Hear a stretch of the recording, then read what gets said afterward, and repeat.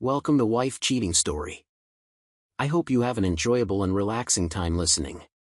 Let's get started. It took 30 minutes to drive to the next town. The women in the back talked and joked about what they had told their counselors while watching the front seat interaction. Drew tried to talk, but he only got short replies and a serious face in return. When he pulled into the parking lot, the back echoed with groans. Rockwall Adventures. No way, Drew! We are not doing that.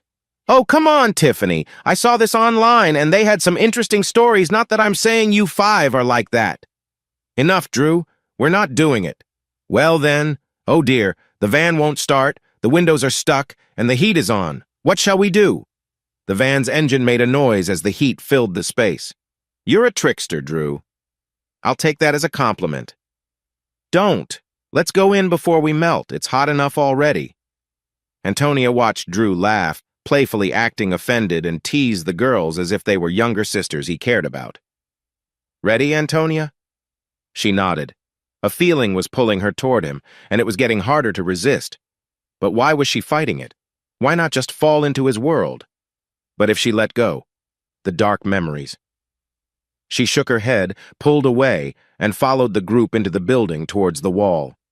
So, who has done this before? No hands were raised. Okay, Isabella, you're first. We'll put you in this harness, which is hooked to a safety rope I'll hold. If you slip, which you won't, you're safe. You know, if it wasn't safe, people could get hurt, and they would sue, and then the company would have to shut down.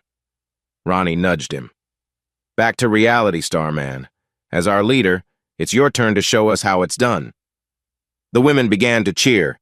Drew! Drew! Drew! Ronnie handed him the harness. He looked nervous as he put it on and approached the wall. He looked up and acted hesitant, reaching for the first handhold but stopping. What's wrong, Drew? I forgot to mention, I'm a little afraid of heights. I think Drew is scared. Drew is scared. Feeling embarrassed, he said, You're right. It was my idea, so I guess I'll have to dig deep and find the courage I need. I know it's in there somewhere. He adjusted his shirt, which had a funny version of Spider-Man, but with his face and body. The women laughed and watched him. Okay, Ronnie, you have the rope, right? You know how easily I can fall. He turned, grabbed the handhold, and climbed the wall like a spider, reaching the top quickly. The ladies, including Tony, were amazed. Ronnie, I'm going to push off and jump down the wall. We say rappel, so just keep a little bit of tension on the line. He pushed off, but Ronnie held the rope too tight, and he bounced back against the wall. Less tension, Ronnie. Ronnie chuckled and turned to the others, whispering, I've done this before. I knew this would happen. Then looking up at Drew, he said, That's what you get, hotshot. They all laughed as Drew came down. Antonia watched everyone. Friends. She felt like an outsider, not part of their fun group. Her heart told her, Just let go. But her mind pushed those thoughts away, back to the emptiness. So it's simple. Just reach up, pull yourself up to put your foot on one of the holds, then push with your leg and grab the next handhold. In a moment, he was halfway up again, repeating the same moves. He jumped off again, and Ronnie held the rope tight, making him bump into the wall once more. Good job, Ronnie. Never gets old. Drew went to a bag he brought, pulled out shirts, and handed one to each person. Each shirt had a strong, spider-like warrior that looked like him. He tossed one to everyone. This is what you have inside. Let it out. Believe in it. Live it. Please. He handed one to Antonia. I didn't think you'd come, but I thought you needed one too. Hers was different, showing a beautiful, shining woman. She took it and looked at it, then at Drew. She felt ready to move forward, but hesitated. Thanks, Drew. He nodded. So, Ronnie, I hear you have done this before. Please put on the shirt and get started. Ronnie put on the shirt, grabbed the first hold, then turned and playfully nudged Drew with her shoulder before handing the rope to Isabella. Not that I don't trust you, Drew. How did you hear me? Turning to the others, she said, I told you he hears everything. Mr. Owl Ears. So, Isabella, a little slack on the way up, more on the way down so I can glide down and not bump the wall like Mr. Grace over there. Laughter and cheers followed as she began. Tony looked at her shirt. Why couldn't she let that side of her out? She used to feel confident like that, but now she feared that part was lost forever. Yet as she looked at Drew, she could feel him trying to reach the real her inside. But all the dark memories she had hidden could come rushing back too. She was scared to remember, to feel the hurt and shame, to experience the feelings of helplessness that she had battled every day, wishing it would all end. The walls went back up, and she let the shirt fall to her side. Drew saw this and felt sad. He wanted to comfort her, to help her be herself if she wished, but she wasn't ready. He turned back to Ronnie and helped Isabella with the rope. One by one, they made it to the top and were celebrated by their friends. So, ladies, this was not easy. It took time, effort, and courage to face your fears and reach the top, trusting others to keep you safe if you slipped. No mountain is too big to climb, especially if you have strength and support from friends or family. Sometimes the journey begins in an easy place, but other times it starts in a deep hole, making it hard to get out. Your friends, family, loved ones, and even strangers can help you along the way. Look for their support. Use it. This will make things much easier. And remember, each of you has something valuable to share with others and the world around you. Those who only think about themselves, who keep their lives and love to themselves, often end up alone. That's not good. At least I don't think so. He briefly looked at Antonia. Let's go back to the clubhouse. I'll stop by the center so you can get your car, Antonia. Antonia was quiet on the way back to the center. It was after 6, but still light outside. The days were getting shorter, just like his time with the group and his hopes for anything more with Antonia. A wave of sadness hit him. What would life be like when they all left? He still had his family, but he hadn't called his brother in a few weeks and had been neglecting his sisters. Yet they would still be there. These wonderful friends wouldn't be. Life wouldn't be the same. He took a deep breath as he stopped next to her car. You're welcome to join us for some. He turned. What kind of food are we getting? Thai. Let's get Thai, Victoria called out.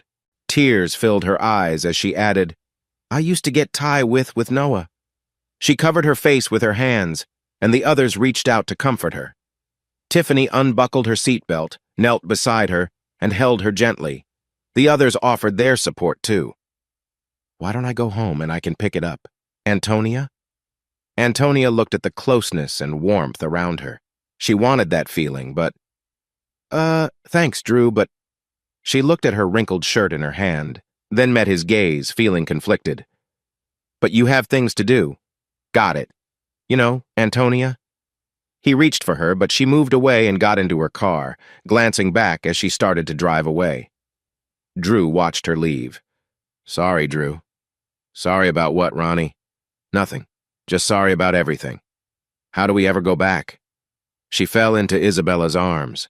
A tear rolled down his cheek as her words resonated with his worries for them. There was no turning back. Except for Tiffany, they had been lost for a year or more. Their families had moved on, their friends had moved on, and their places in the world were gone. Their absence had left gaps that had healed over time. Like a wound, the scars would need care to let them re-enter the world. Things would be different, no matter what. There would be many questions. What would they share? How would everyone react if they opened up about their struggles? Their past, challenges, and growth, like someone returning after a long time, they would have to make a new space for themselves and find a way to fit back in. Their families would welcome them home, but it would feel strange and awkward. Mistakes and misunderstandings would happen. Most people couldn't fully understand what they had been through. Some would overlook it, some would dwell on it, and others might hold them responsible for their situation. The families, friends, and the world would need to adjust to a new normal, and the women would have to decide if they still belong to that new normal or find another path. The changes in family, friends, and workplaces were huge, but perhaps the greatest challenge was the change within the women themselves. Their view of the world had shifted. A place that once seemed safe and loving had changed forever. Still, they needed to find a way back. They had so much to offer and many years ahead of them. The future would be different, but it could still be full of hope. They could form new friendships and family ties, but how could that happen? Drew started the van and drove home, feeling overwhelmed. He struggled with how anyone could treat others like they didn't matter. Anger built up inside him, and he understood what Antonia was going through. That night, as pancakes were cooked, the women were tired and wanted to rest. Drew took a moment to help arrange their bedding and said softly, "I made some changes to your sheets. Sorry about that." The women thanked him with hugs, saying, "Thanks, Drew, for everything," as they worked together to get their bedding ready. On Saturday morning, the mood was calm, and no one hurried to get out of bed.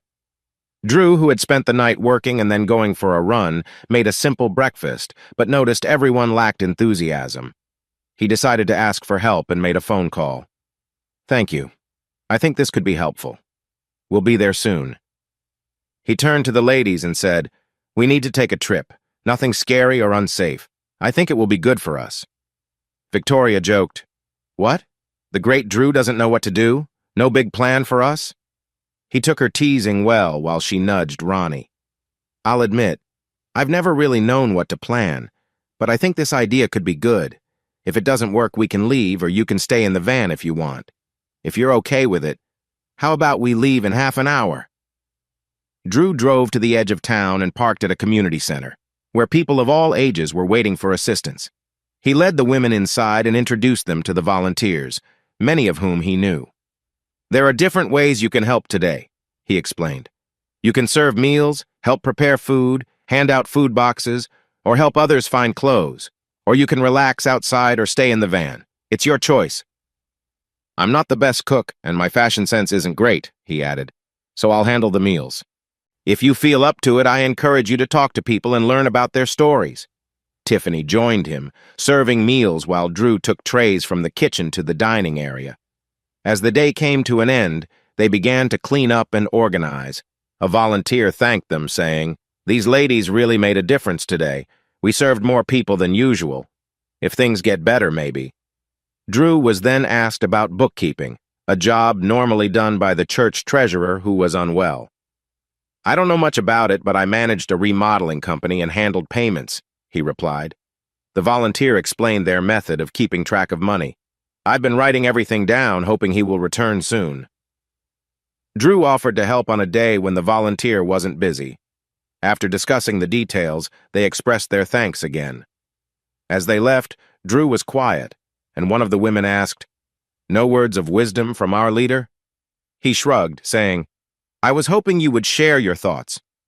Amelia hesitated, but then said, "I've had some jobs and been in school, so I don't have much experience." "That's fine, just share your impressions," Drew encouraged. Amelia continued, "It seemed like there were two groups of people. One group was doing well until something happened: a divorce, illness, injury, or job loss. Many talked about the factory closing. Many came here because of that. They had been doing well before, but were hopeful this situation would pass. If they could just get some help for a while to regain their footing, they would be okay. The other group had always been poor, still struggled with money, and saw no hope for a better future. They survived by depending on others or the government to help them. Since they didn't believe things could improve, they showed little interest in school, finding jobs, or learning skills. One woman said there was no point. Her mother lived this way, she lived this way, and she thought her children would too. It was a sad situation. Maybe I misunderstood things." Victoria touched her arm and said, "No, Amelia, you understand perfectly. This shows how much parents and the way you grow up matter. Generations of poverty can take away hope. Some people can escape and improve their lives." She glanced at Drew. "But most stay behind with family and friends." "And here's Reverend Drew's lesson for today," someone chimed in. "Right, Drew? We're just temporarily facing hard times. We had family, friends, and dreams before, and we should be able to find our way back to happiness, right, Rev?" Ronnie jumped out of the car, ran to the driver's side, and pulled on the handle. It was locked. "Drew Jackson, unlock this door right now!" Drew obliged, and she burst in, hugging him tightly. "Drew, I appreciate you more than anyone else in my life. You are truly amazing. And," stepping back, "I hope you might want to be part of my life if you weren't so focused on someone else." Tears welled in her eyes. If you hadn't noticed Tiffany and stepped in to help, Tiff would still be stuck there, and they might never have found the four of us either. You saved us, Drew. You changed our lives. Thank you. She got back in her seat. "That girl seems a bit rough around the edges, Drew. No wonder she's keeping her distance. What's her deal, anyway? Was she always like that? Drew paused. I don't know all the details, and I don't want to speak for her, but she used to be a police officer and caught many gang members. They were angry, so they got back at her. She was in a tough situation. In a quiet voice, she said, "Oh, wow. I can't believe it. She was in such a hard spot. Most people can't escape from that." Drew shrugged. That's what I understand. She's still struggling and can't find a way out. Oh, no. You have to help her, Drew. You really need to. You need to make an effort. But be careful, because she won't hesitate to call you out if you mess up. What if you greet her kindly the next time? Women respond well to that, don't you think? Yeah, it shows he cares for her well-being. They all laughed. Drew smiled. Great idea, Ronnie. I'll keep that in mind. Then they sat in silence, thinking about what might have happened if Drew hadn't gotten involved. Without a place to stay or money, they would likely have been back on the streets, worse off than before. The women felt better after dinner, watched some TV, and went to bed. Drew waited until midnight, then stood outside their door and activated a small remote-controlled toy mouse under the bed. He made it squeak once, then again. What was that? Squeak, squeak. Oh no, there's a mouse in here. It sounds like it's under your bed. By now, they were all awake, and Drew pulled out the toy mouse. Squeak, squeak. Does anyone have a light? If I run for the door, it might get me. Hold on, I have a little flashlight, Tiffany said. She turned on the light to see the floor, and Drew guided the rat toward her. Okay, Isabella, you're the closest. Run to the door and turn on the light. I don't feel good about this, Isabella said. The rat squeaked around them. Come on, you're fast. I'll help move it toward Tiffany, Drew said, nudging the rat. Oh no, do you think it can climb? Hurry, Isabella, go now. Drew dashed back to his room and locked the door, watching through the rat's camera. Isabella ran over, turned on the light, opened the door, and sprinted down the hall. The rat scurried under the bed, and soon everyone was banging on Drew's door. Drew! There's a rat in the bedroom! Squeak, squeak. Oh no, it's coming down the hall! Get it, Drew! Drew tried to hold back his laughter and pressed a button to make the rat's eyes glow red and its whiskers wiggle. Ronnie picked it up and tossed it against Drew's bedroom door. Drew, we can't stand you! I take back everything nice I said, and your mom would be disappointed in you. That was too much, Drew yelled from behind the door. And let me guess, you think my clothes are silly? You're acting like kids. They stomped back to their room, giggling. Can you believe he did that? I guess he had to make up for fixing the sheets yesterday. Drew worked on and off through the night, took a shower, made coffee, and cooked some breakfast. When the girls came out together, he cheerfully said, Good morning, ladies. You're looking happy today. Shut up, Drew. It's too early for your cheerfulness. Well, then you'll be glad to know I'm going out for a bit. You can explore the neighborhood or relax at the pool. Just don't go alone and keep the door locked while I'm gone. Remember, I lock it to keep people out, not to keep you in. Here, I've made you keys, but I think we're pretty safe. And when I get back, I'd like to talk to you all for a bit. Goodbye for now. 2 hours later, he came back with some packages. Okay, I have to put some things away, but why don't you all come sit on the couch? I'd like to chat. He returned about 15 minutes later to find 3 of them on the couch and one beside each arm. Yes, Drew? They asked. Drew didn't say anything but took a chair in front of them, seeming not to notice their clothes. The girls looked at each other. Thanks for gathering here. You've been here a little over 2 weeks, and I think you are doing great, just like Miriam and the other staff think. First, Ronnie, I'm only looking at you, but if there is anything I can improve on besides being good-looking, I want to know. Also, if there's somewhere you'd like to go, please tell me. If you want to explore by yourselves and not have me with you, just let me know. Now, since you all have done so well and because you need a break, I got you each an iPad. I didn't set them up since you probably want to create your own password and other things like that. I also didn't give you email addresses, so take a few minutes to set them up. If you need help, let me know. I added my contact info. It's Drewisausahat. Com. Oh, and I signed you all up for a book club so you can download and read as many books or listen to audio versions as you want. I like the fantasy books myself, and you also have Spotify for music or podcasts. Here are some Bluetooth headphones for each of you, so you can enjoy your own music or shows. Drew, I know you work a lot and spend a lot of money, but you all deserve this. You are worth every penny I can manage. I am still okay with my credit cards, and I can always find a way to make extra money or connect with someone who can help. Anyway, you all deserve it. Just a reminder to be careful with social media because you never know who might see it. Now for the last thing today. I appreciate your patience and kindness. Since you are all doing well, do you think you would like to reach out to your families or someone else? The women got ready and came back out. I wasn't expecting that response. No pressure, though. We can handle this in two ways. I could call your families and let them know you are okay and want to talk to them. I can share as much or as little as you tell me. That way, they might have time to adjust before you speak with them. The second option is for you to call them directly. We can think about combining these options if you want. What do you think? Is it too soon? If you want, you can take some time to think about it. There's no hurry. You can do it a month from now or whenever you feel ready. I am leaning toward the first option, but you know your family's best. Thank you, Drew. We need to talk. Not with you, Drew. We need to talk as a group. All right, I'll grab some lunch and do some work. One by one, he received messages. No from everyone, except a maybe from Tiffany. At 1 o'clock, Tiffany knocked and walked into Drew's office. Drew, I think I want to call my mom. It's morning where she is and I'm feeling nervous. I understand. Do you want me to stay or should I leave you alone? Do whatever feels easiest for you. Let me use your phone, and I'll go back to the others. Good luck. Remember, this is not your fault. You have done nothing wrong and you are a strong woman. Just take a deep breath. She called her mom. Hi, Mom, it's Tiff. No, I didn't run away. Yes, I know I left suddenly. I couldn't call Mom. Mom, why didn't I call? Because I was taken and put in a bad situation. Drew found me and helped me get away. No, Mom, I'm not lying. Yes, I tried to get away and I got hurt. I stopped trying because I was scared, but I'm still here, and I'm getting better. After she hung up, she said, That didn't go well. Victoria turned to Drew. That could have gone better. Maybe there is no going back, Drew. You need to help her now. Drew walked out, knocked on the door, and stepped inside. Without speaking, he helped her up from the chair and hugged her. Tiffany, I'm really sorry. I think your mom...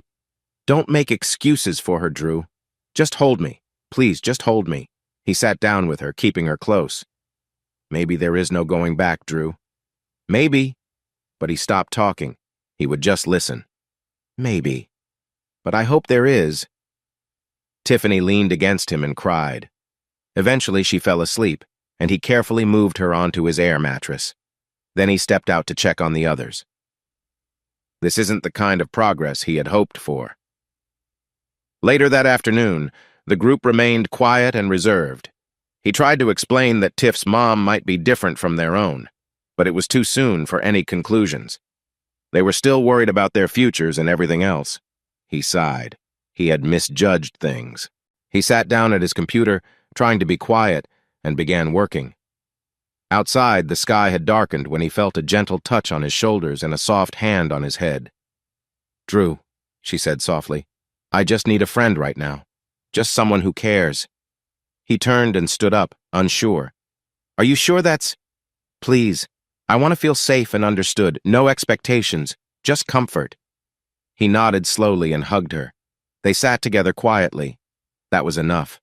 Later, when she had settled again, he returned to his desk and kept working. He cared for her deeply. She was strong, kind, and beautiful, but he knew his feelings were different from what he had once thought. He valued her greatly, but not in the same way. He shook his head, thinking of what Miriam would say. Time to get back to work. Still, he wanted to do something to lift everyone's spirits. So he began a little creative project for them. Around midnight, while he was coding, his phone lit up with a text from Bree. Tiff, Mom just told me what happened. You're alive. I've been praying every day. I'm so glad. I looked for you for 2 weeks, filed reports, searched everywhere. I even hired someone. I'm sorry I couldn't find you. But now, tell me what you need. Anything. Money, a plane ticket, anything. Jared and I are not like Mom. You know that. Please call me. I won't sleep until I hear from you. Please! He sat back, taking it all in. Bree. He hardly knew her, just a child the last time they had seen each other. But something about this felt right. Perhaps reaching out could help all of them, even if Tiffany didn't respond quickly. He made up his mind. It was worth a try. He put together a short video clip, something fun, a fantasy battle scene with the girls animated as heroes, something to make them smile. He sent it to their tablets. He made a playful poster of the group like a comic book cover, along with real photos of the girls, hiking, laughing, watching TV, making silly faces, all taped on the refrigerator to remind them that they were real, alive, and getting better. Then he stepped outside and made the call. "Hello, Bree. This is Anderson. I don't know where to start." He felt lighter after their conversation. Bree was so happy she kept crying between words. The place Tiffany had once filled in her life had never been replaced. That emptiness had only grown. There had never been closure, only hope. And now, maybe, a new beginning. Drew made sure to mention that Tiffany had changed and was still a bit fragile, but Bree said nothing mattered except that she was alive. She would do everything she could to help her get better.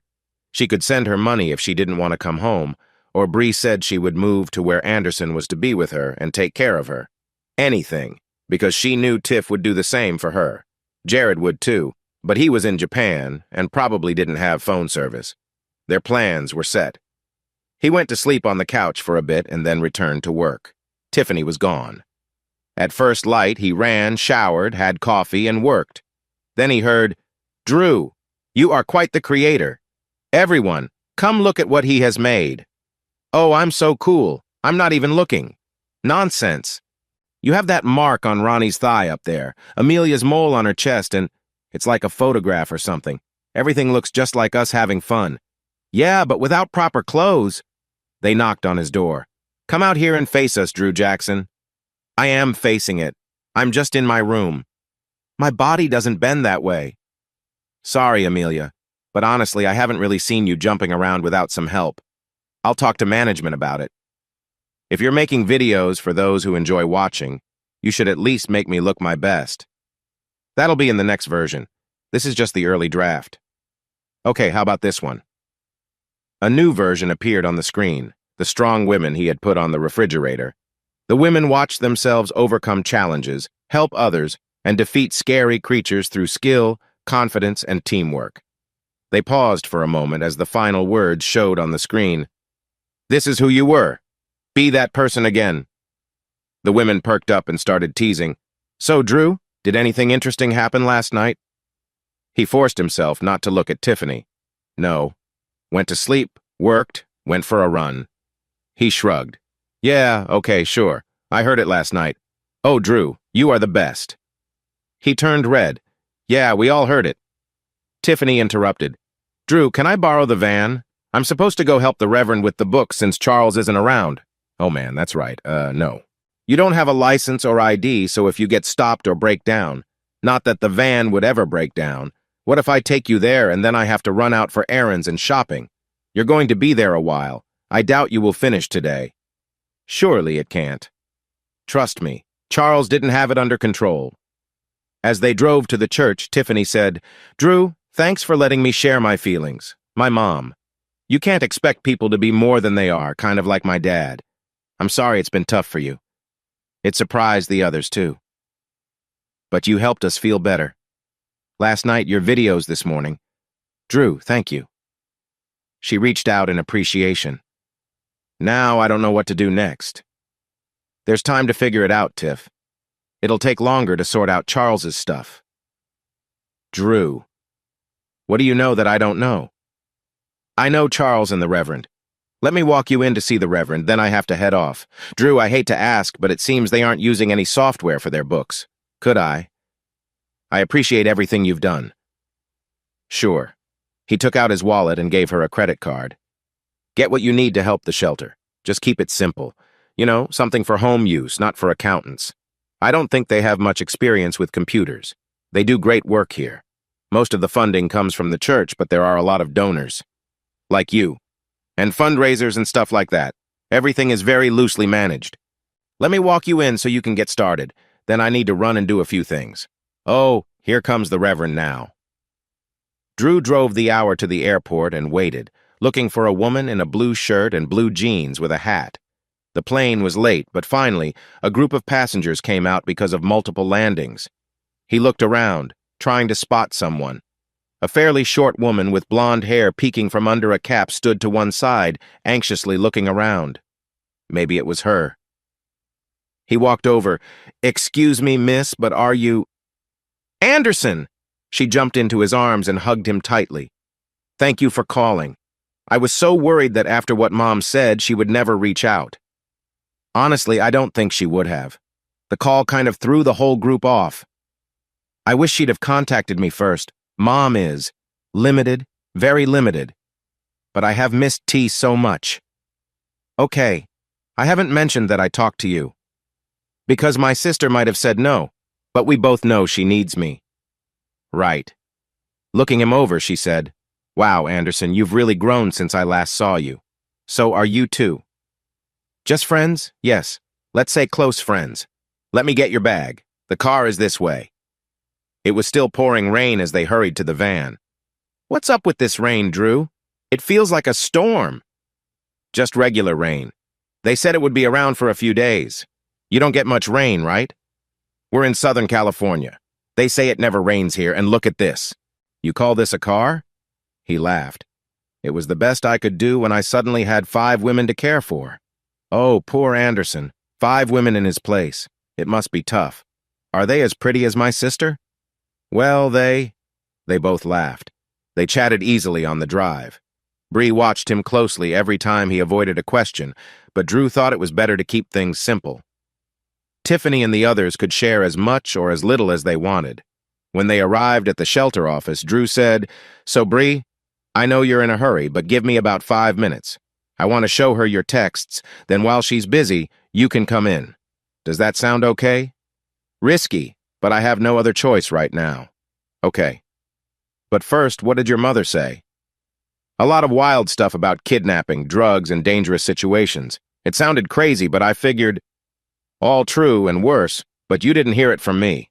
The other girls and Tiffany went through a lot and are like family now. Don't be surprised if she wants to stay with them. That makes sense. So, what's their plan? How far along are they?" "They're just over 2 weeks into it. They are doing well, but I asked if anyone wanted to call home, and only your sister said yes. Your mother's response kind of brought the mood down. My mom can be unreasonable. It frustrates me. So, I say, happy to see you, love, emotional support, no pressure to do anything."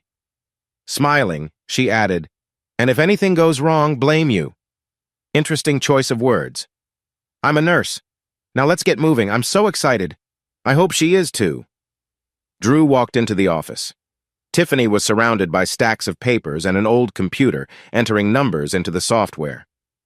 "Are you almost done?" he asked. She looked up and saw his smile. "You were right, Drew.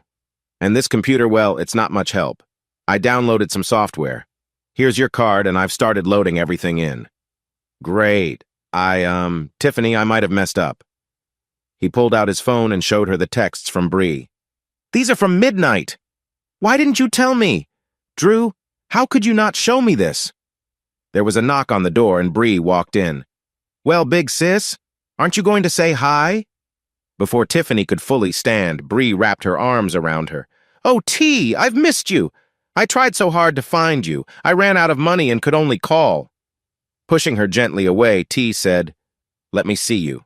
She touched T's arm, noticing the marks. "Oh, T, it must have been so hard. Are you—" "No, I'm okay. Still taking some medicine, but the worst is over. Bree, if you only knew what I've been through." Bree placed a finger on her sister's mouth. "You didn't have a choice. You are the victim. It's not your fault. No blame, no guilt. You are alive. That is what matters. There are many choices to make about the future. But T, you have a future. No rush. Just focus on getting better. I guess you're getting some help?" She glanced at Drew, who nodded. "And I hope the tall guy here has been looking out for you." Tears filled Tiff's eyes. "Drew saved me, Bree. He saved all of us. If he hadn't recognized me and taken us in, we would have been back on the street. I'd still be there." She hugged Bree tightly and began to cry. "Bree, I have missed you and Jared so much. I didn't think I would ever see you again. She cried on Bree's shoulder, and Bree gently patted her head. "It will get better, big sis. You are the strongest person I know. You can get through this. And I'm here to help you and your friends however I can. I'm a nurse, you know, and we find ways to make things work. Not like those computer experts. The stuff some of them do in their rooms is just amazing." Tiff managed a small laugh, but then started crying again. The pain, the sadness, the feeling of being trapped all came out as she held her sister. Drew led them to a couch, saved and closed everything on his computer, then stepped outside to do some work. He was thinking about new software and a new computer for the shelter. Wait, he remembered. He had an old one in the closet. A monitor, keyboard, and mouse. Free and much better than what he could buy. Drew rushed to the van and parked it as close as he could. An hour later, when they were ready, he opened the door. "Get on the bench seat." He locked up and climbed in, driving back to the condo. The rain was still coming down as they dashed up the steps. Drew unlocked the door, and Tiff and Bree walked in with their arms around each other. "What's going on, Tiff? You spend the night with Drew and then come back with a friend." Ronnie looked up and saw Drew making a cutting gesture at his throat. "Oops." Bree looked between Tiff and Drew and laughed. "Well, sounds like my big sis and Drew have some explaining to do. Hi, I'm Bree, Tiff's sister, and you all must be the others in the group. Let's see, Isabella, Amelia, Victoria, and Ronnie.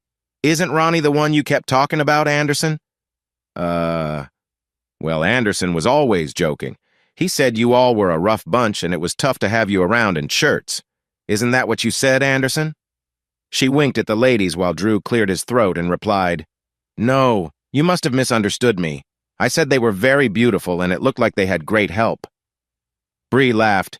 "Anderson, I wasn't sure about you on the way to the shelter, but I might actually come to like you. But ladies, I feel for you being stuck here with him." "Yeah, Drew keeps things interesting. You should have seen what he did this morning." Now that was not meant for everyone to hear, except for what I hope will be the many who buy the software. And in the special features at the end. "What's this Drew stuff?" "That's Antonia's idea. She thought her blind date's name was Andy. Cute name for a young kid." "Yep, that's what she thought. She saved his life, thought his name was Andrew, so Drew stuck.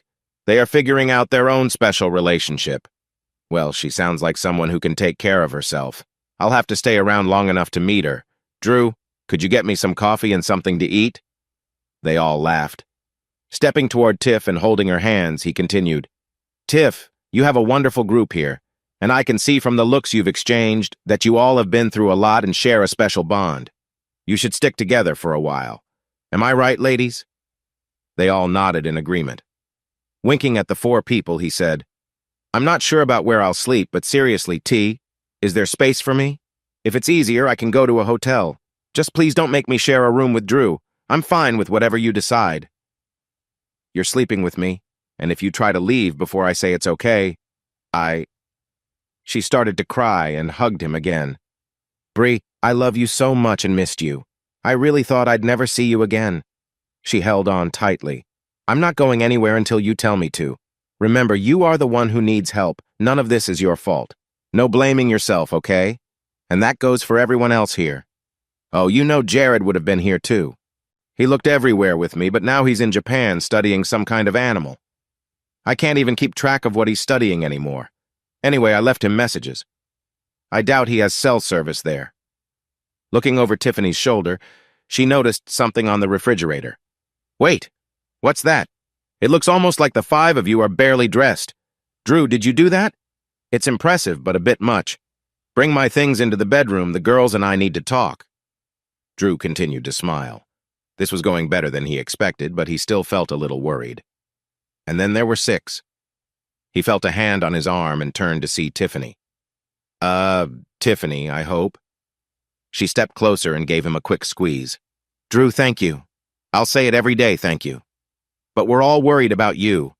We know this is costing you a lot, and you're working all the time just to keep up. We want to help. You don't have to do this all alone. I feel like we're in this together. Sure, money is tight, but this is only the 3rd week. It's not like we can even get you a job flipping burgers. I mean, none of you have IDs or anything. Maybe tomorrow we can start to work on that, get your birth certificates and IDs back, find your place in the world again. What do you think? That sounds good, but it needs money. Not too much, in the grand scheme. Oh, and if you're going back to the shelter, I have a computer and all the equipment that are way better than anything else I could buy. We can load the software onto that to save you time and back everything up to flash drives. That's great, Drew, but it's time to think about what you need. What do you want? I'm not sure, Tiff. That seems unclear, but I do need to check on Sam and see if Sophie needs anything for school. She's taking summer classes and working, but it's not enough to pay for everything, even with help. So, you've been caring for them, and now for us? When do you have time for yourself? Look, Tiff, seeing all of you get better is a gift for me. Seeing Sam, Sophie, and Brian happy is enough for now. I can think about myself later. It's all okay. That's not true, Drew. We all know you're missing something, she said gently. Any one of us would do whatever it took to help, but it's not going to be just one of us. We're getting better, and soon we won't be your responsibility. And if I'm honest, Tiff, I do want you all to get back to your lives, in whatever way that might be, but I'm really going to miss you all. We've only talked a little. I think we're scared. The idea of leaving each other, the thought of leaving you, the fear that we don't have a place in our old lives. None of us wants to think about that. This feels right, Drew. This is home. This is family. We just want to enjoy this moment and not think about what's coming in a few weeks. Thank you for that. Make sure everyone knows there's no rush. If some of you need to stay a few months or longer, that's perfectly fine. If you decide to stay here while you get settled, that works too.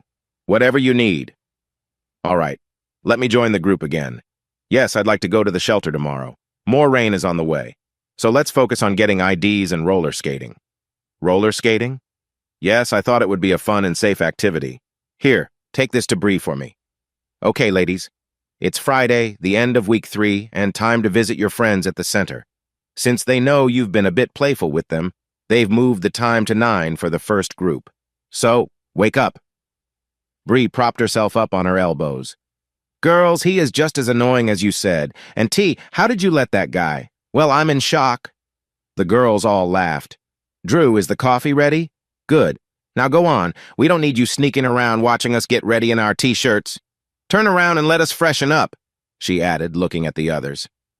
It only takes us a minute, right, girls? They all laughed, including Drew as he closed the door behind him. He has a quirky personality, doesn't he? Not you, Drew. We were talking about someone else. So, T, was it really all bones, or could you wrap your arms around him and just...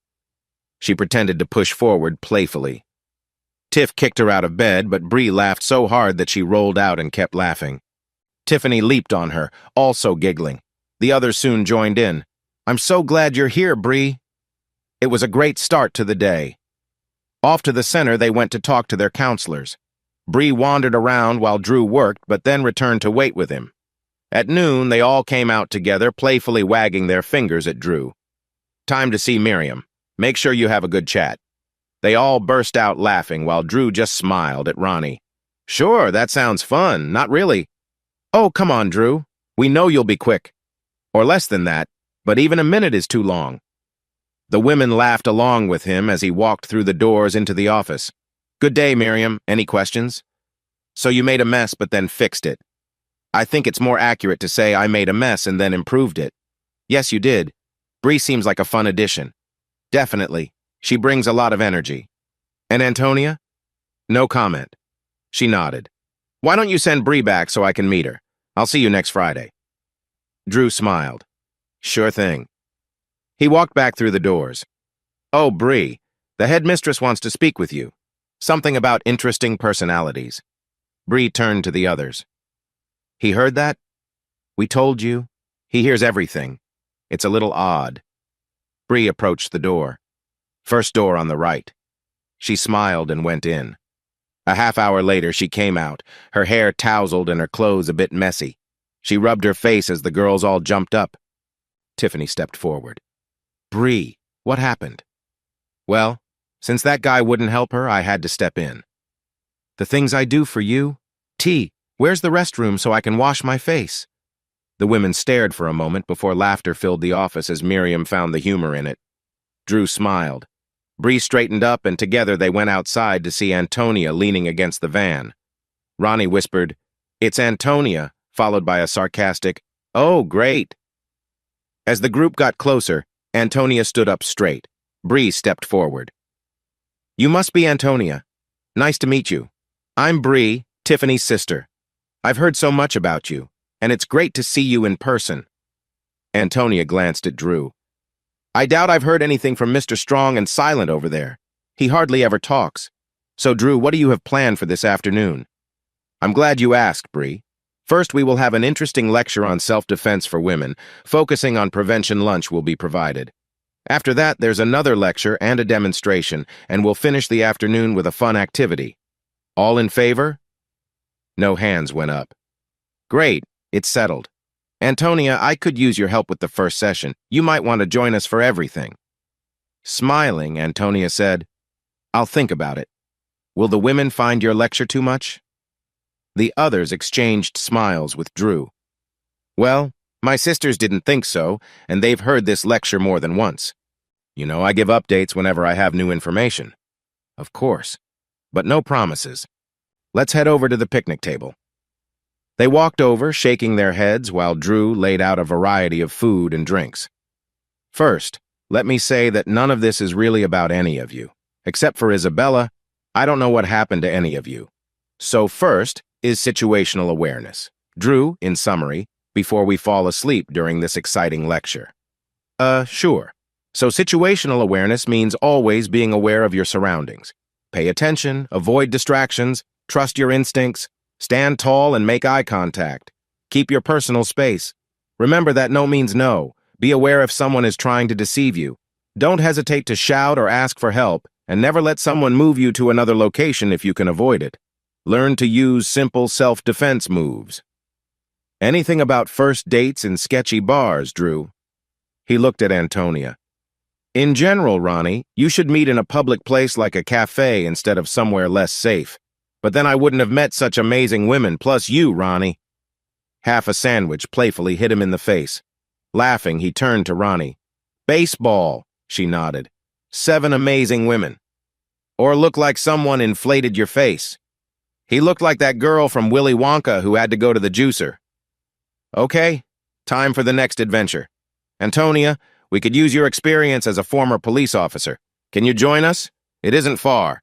"Sure," Bree said. "I'll go with Tony and meet you all there." So, Tony. Drew drove for about 15 minutes and pulled up at a facility. "Ladies, how many of you have ever practiced with a gun before?" No hands went up. "And we won't focus on that today." "Sure you do. I'm not suggesting we stop on the way home, but it's both fun and could be useful. You know, if you were in the outdoors and something unexpected happened." "Oh, yeah. Makes perfect sense. First, there will be a safety briefing and you will learn all the important details. After that, you'll get to practice with targets. Can we use your face on those targets?" "Funny you say that. I actually have several targets with my face on them." He showed them targets featuring a picture of himself smiling. "Drew, what's going on with you?" they asked, all smiling and laughing. "Oh, and if you'd like, here's one from prom." They looked at the picture and giggled. "Drew, you look like cute and cuddly?" "No! Is that what your date said?" "Hot? Yes, that's what she said, but—" He paused, looking a bit sad. "Sophie got sick and my mom was busy, so I took her to the ER and she had surgery. My date, well, that's not important. Just think of the memories. Come on, it'll be fun." "Sorry, Drew. I think my brother would have waited until after the date." "Yeah, mine too." As they got out of the van, everyone gave Drew a supportive pat on the shoulder. The playful teasing picked up again when they saw Tony and Bree laughing as they got out of her car. The group looked at them with interest. "Did you stop for snacks on the way?" "No, just chatting," Tony replied. Antonia turned to Drew. "So, are you turning them into a team?" "No, just sharing some tips and teaching a new skill for fun." She nodded and they walked inside. "Tony, it feels like forever since I've seen you. Are you taking the course too? Need some practice?" one of the instructors asked, giving her a quick hug. No, not much since I left the force, but I'd like to watch while you entertain this group if that's okay. Sure. Just promise not to point out all my mistakes. Maybe you could help me when we hand out the equipment. Oh, and back on the field. Of course, but you'll have to explain things slowly for that tall one. Drew smiled. Progress? So wasn't that fun? And just think, if a little critter shows up in your room one night. Tiffany leaned closer and nudged him. All who liked it, raise your hands. No hands went up. So, Antonia, I bought some frozen fish sticks I was going to microwave until they got soft. You're welcome to join me. Antonia smiled at him, her usual brightness shining through. But there was a hint of sadness in her eyes.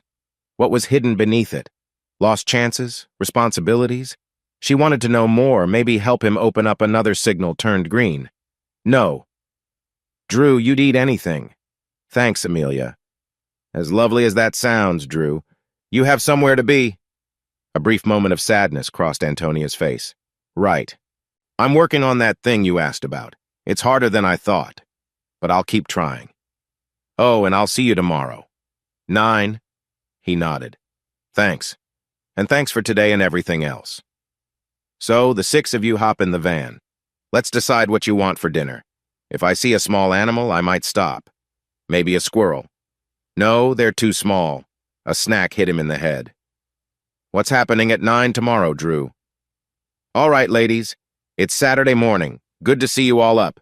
The sun is shining, and we need to be at the park by 9 or Antonia will be very unhappy. And I think you can agree that's not a fun thought. Grab some coffee. Feel free to add creamer if you like. Grab a bagel, and let's head out in about 15 minutes. How can he be so cheerful this early? Come on, girls. He's doing this for us. Bree winked at them. I'm sure he'd rather be doing his other work. This could be fun depending on how Antonia feels today. I bet he'll be the one who takes the blame. He's always that one. Half an hour later, they were in a field at the park. So, ladies, your leader has asked me to show you a little self-defense.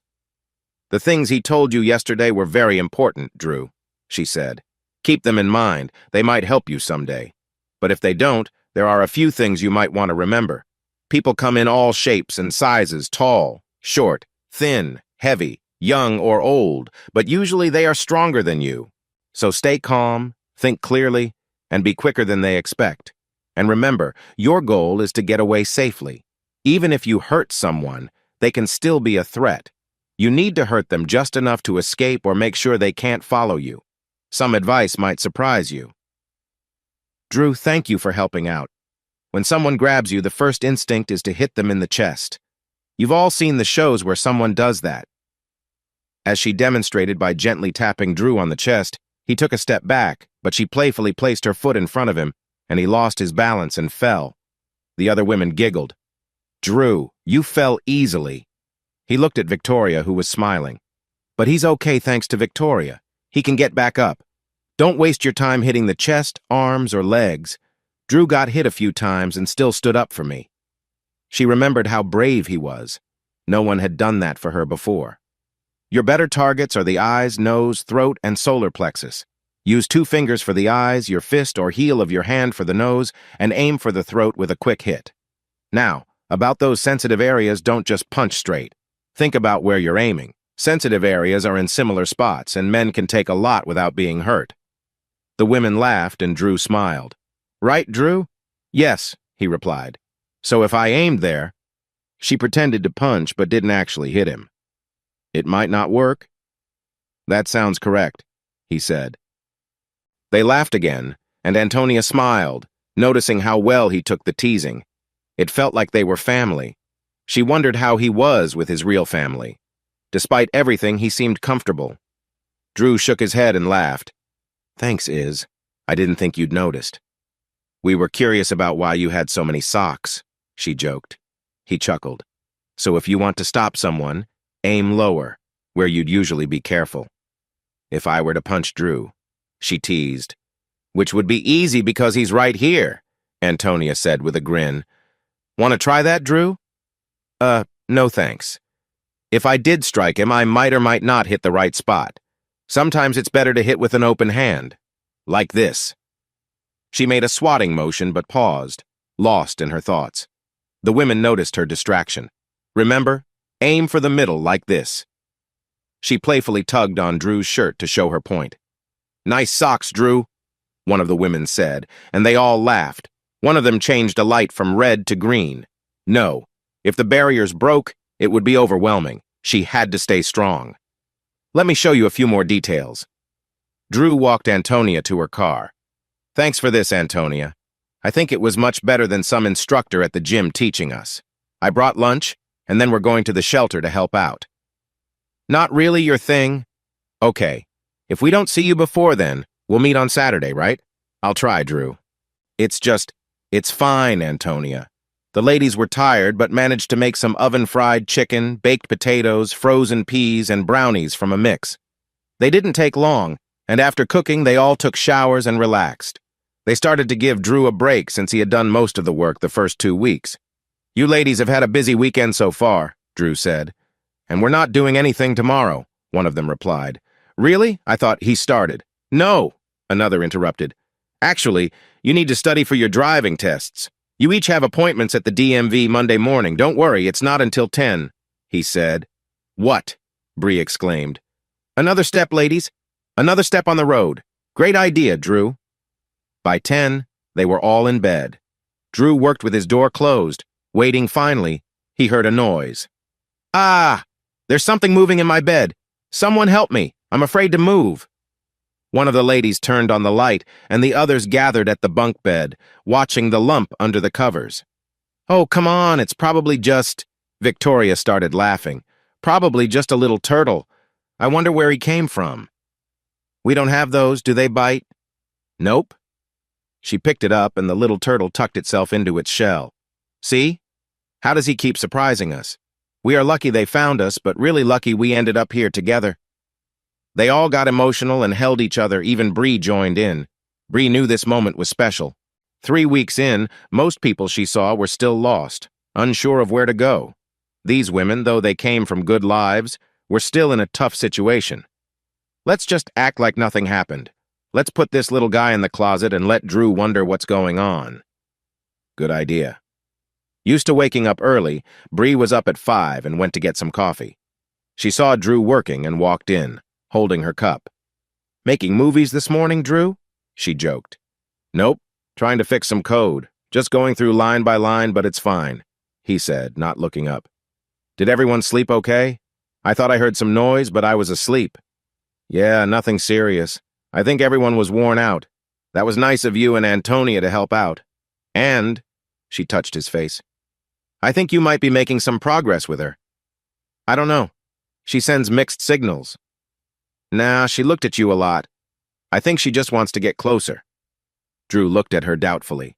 "Yeah, right." "Have faith, Drew." She laughed again. "Sorry to interrupt. I'm going to have some cereal. You should go for your run. It might help clear your mind." "Oh, here's something to think about while you run. If you connect with that inner spark, yes, I heard about the t-shirt. Challenges will come your way. I hope you both can handle it." "Well, that sounds like it will add extra miles to my run. What happened to the turtle?" "What turtle?" He laughed as he went out the door to run. As soon as he was gone, she grabbed the turtle from the shower, hurried to the woods, and set it free.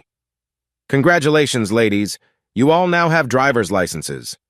Looking in the rearview mirror, Drew asked, "But Isabella, I didn't know your father was American." "Is that a problem, Drew?" "No, not at all. But I guess I'll have to sit down with you to hear your story if you want to share." "Sure."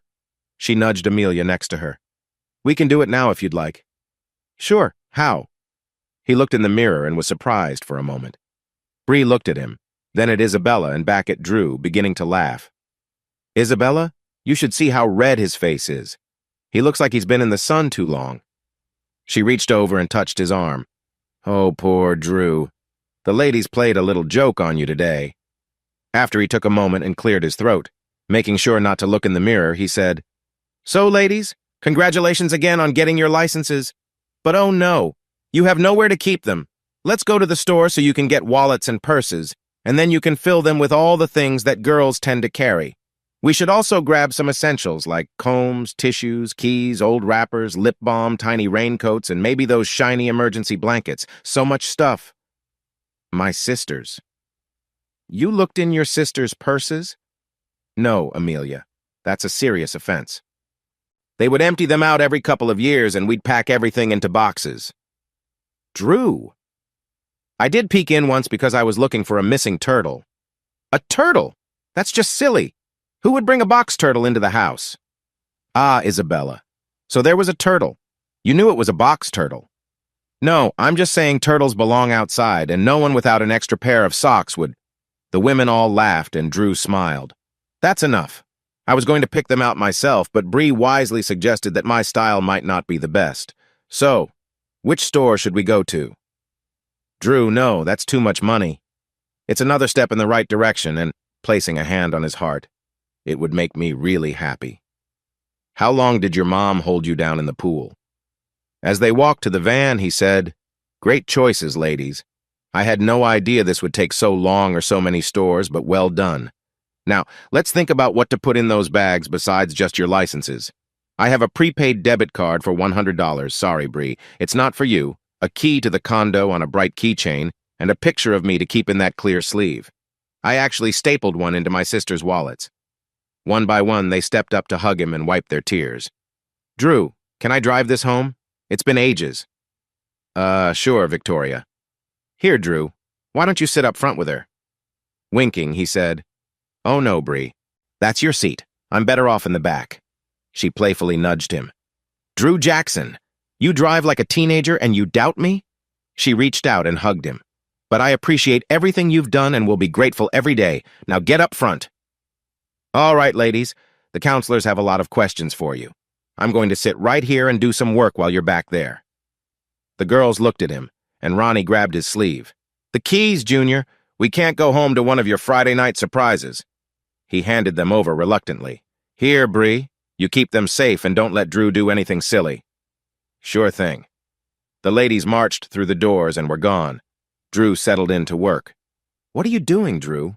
We need to do that thing you planned. And I got these little candies that taste funny. Come on. Drew chuckled. Great minds. Don't get too carried away, Drew. They drove back and got to work. You take the top bunks. They're tough to reach. Great. Now let's put one piece of this candy on each bed. I opened the original candies and wrapped them in special paper. There were flavors like vomit, rotten egg, earwax, skunk, and fish. Each flavor was unique, but we couldn't put them on their pillows just yet. I thought of a fun idea. Right before bed, I would mention that the sink was clogged and they could come back to fix it. At noon, the women came out, shaking their heads and pointing towards the door. Another wasted Friday morning. The strict lady wants to see you, they said with smiles. I walked through the doors to the office. Miriam, it's nice to see you again. Everything going smoothly? She asked. Pretty much, but not without some bumps. We have a surprise party for Tiffany, my mother, and one of my sisters tomorrow. After that, we really need to talk about what comes next. What do you think? She inquired. The big question is whether I should call their family first to share the news or if they should do it themselves, I replied. Things hadn't gone well for Tiffany, but Bree had joined in and added a lot to the team. She really impressed everyone last week, I added with a grin. But separating those 5 from each other, and from you, isn't going to be easy, right? Miriam asked. Not at all. And before you ask, the women say Antonia is starting to open up, I said with a shrug. Sometimes it seems like she wants help and other times she seems frustrated because of how tough things are. Keep up the good work. Let me know if you need support and find ways to help them become more independent from you, each other, and your condo, she advised. I nodded and left the office, closing the door behind me. As I walked out, I adjusted my shirt. Miriam watched me on her video screen and smiled before turning to another monitor. I stepped carefully through the doors, full of energy, and the women started laughing. Wow, she's like a tornado. I have to watch out. You should have warned me, Bree. Maybe we should take turns, one of them joked. No way. She's all yours, said Ronnie, nudging Tiff. So, Drew, you didn't take long. I guess we should call you Quick Shot. Yeah, And your socks are showing, I teased, shaking my head. And for our next plan, how about going to the lake? You can dip your feet in the water, rent kayaks, paddle boats, or paddle boards. What about swimsuits? Someone asked. Come on. You won't fall in or anything, I replied. Drew, we need swimsuits, another insisted. All right, where do you want to go? Family Dollar? I hope they have swimsuits left, she said. With how things go, they probably have winter clothing out already. When you pick them out. I felt a hand on my arm and glanced at Bree. She understood my thoughts. I'll see what you find at the lake. The women were excited. They could shop for their own swimsuits and use their debit cards. It was a big step toward independence. I waited in the car. One by one, they came to the van, wearing their swimsuits under their shirts. They looked proud and happy, having accomplished this on their own. I knew it was time to help them stand on their own again. We spent the afternoon at the lake, playing together. As the concession stands began to close, we climbed into the van, chatting and feeling the warmth of the sun. How about we go to a real sit-down restaurant? I know our meals have been a bit dull. You all can choose what kind of food you'd like. Bree and I will stay out of it, I suggested. I vote for Italian, one suggested. In the end, we decided on Applebee's, where everyone could get something they liked. Dinner took 2 hours as we sat around the table, talking and enjoying each other's company. When they got home, it was time for showers and lotion for their sunburns. They bundled up their hair and relaxed in the living room for a few minutes. Drew, the sink is clogged again. Must be all that long hair. Grab that tool of yours and help me out. I'm ready for bed, Bree said. I'll be there in a minute, Drew replied. He picked up his things and made some noise in the bathroom while Bree placed a treat on each pillow. All done. I'm off to bed, everyone. Hope you had a great time.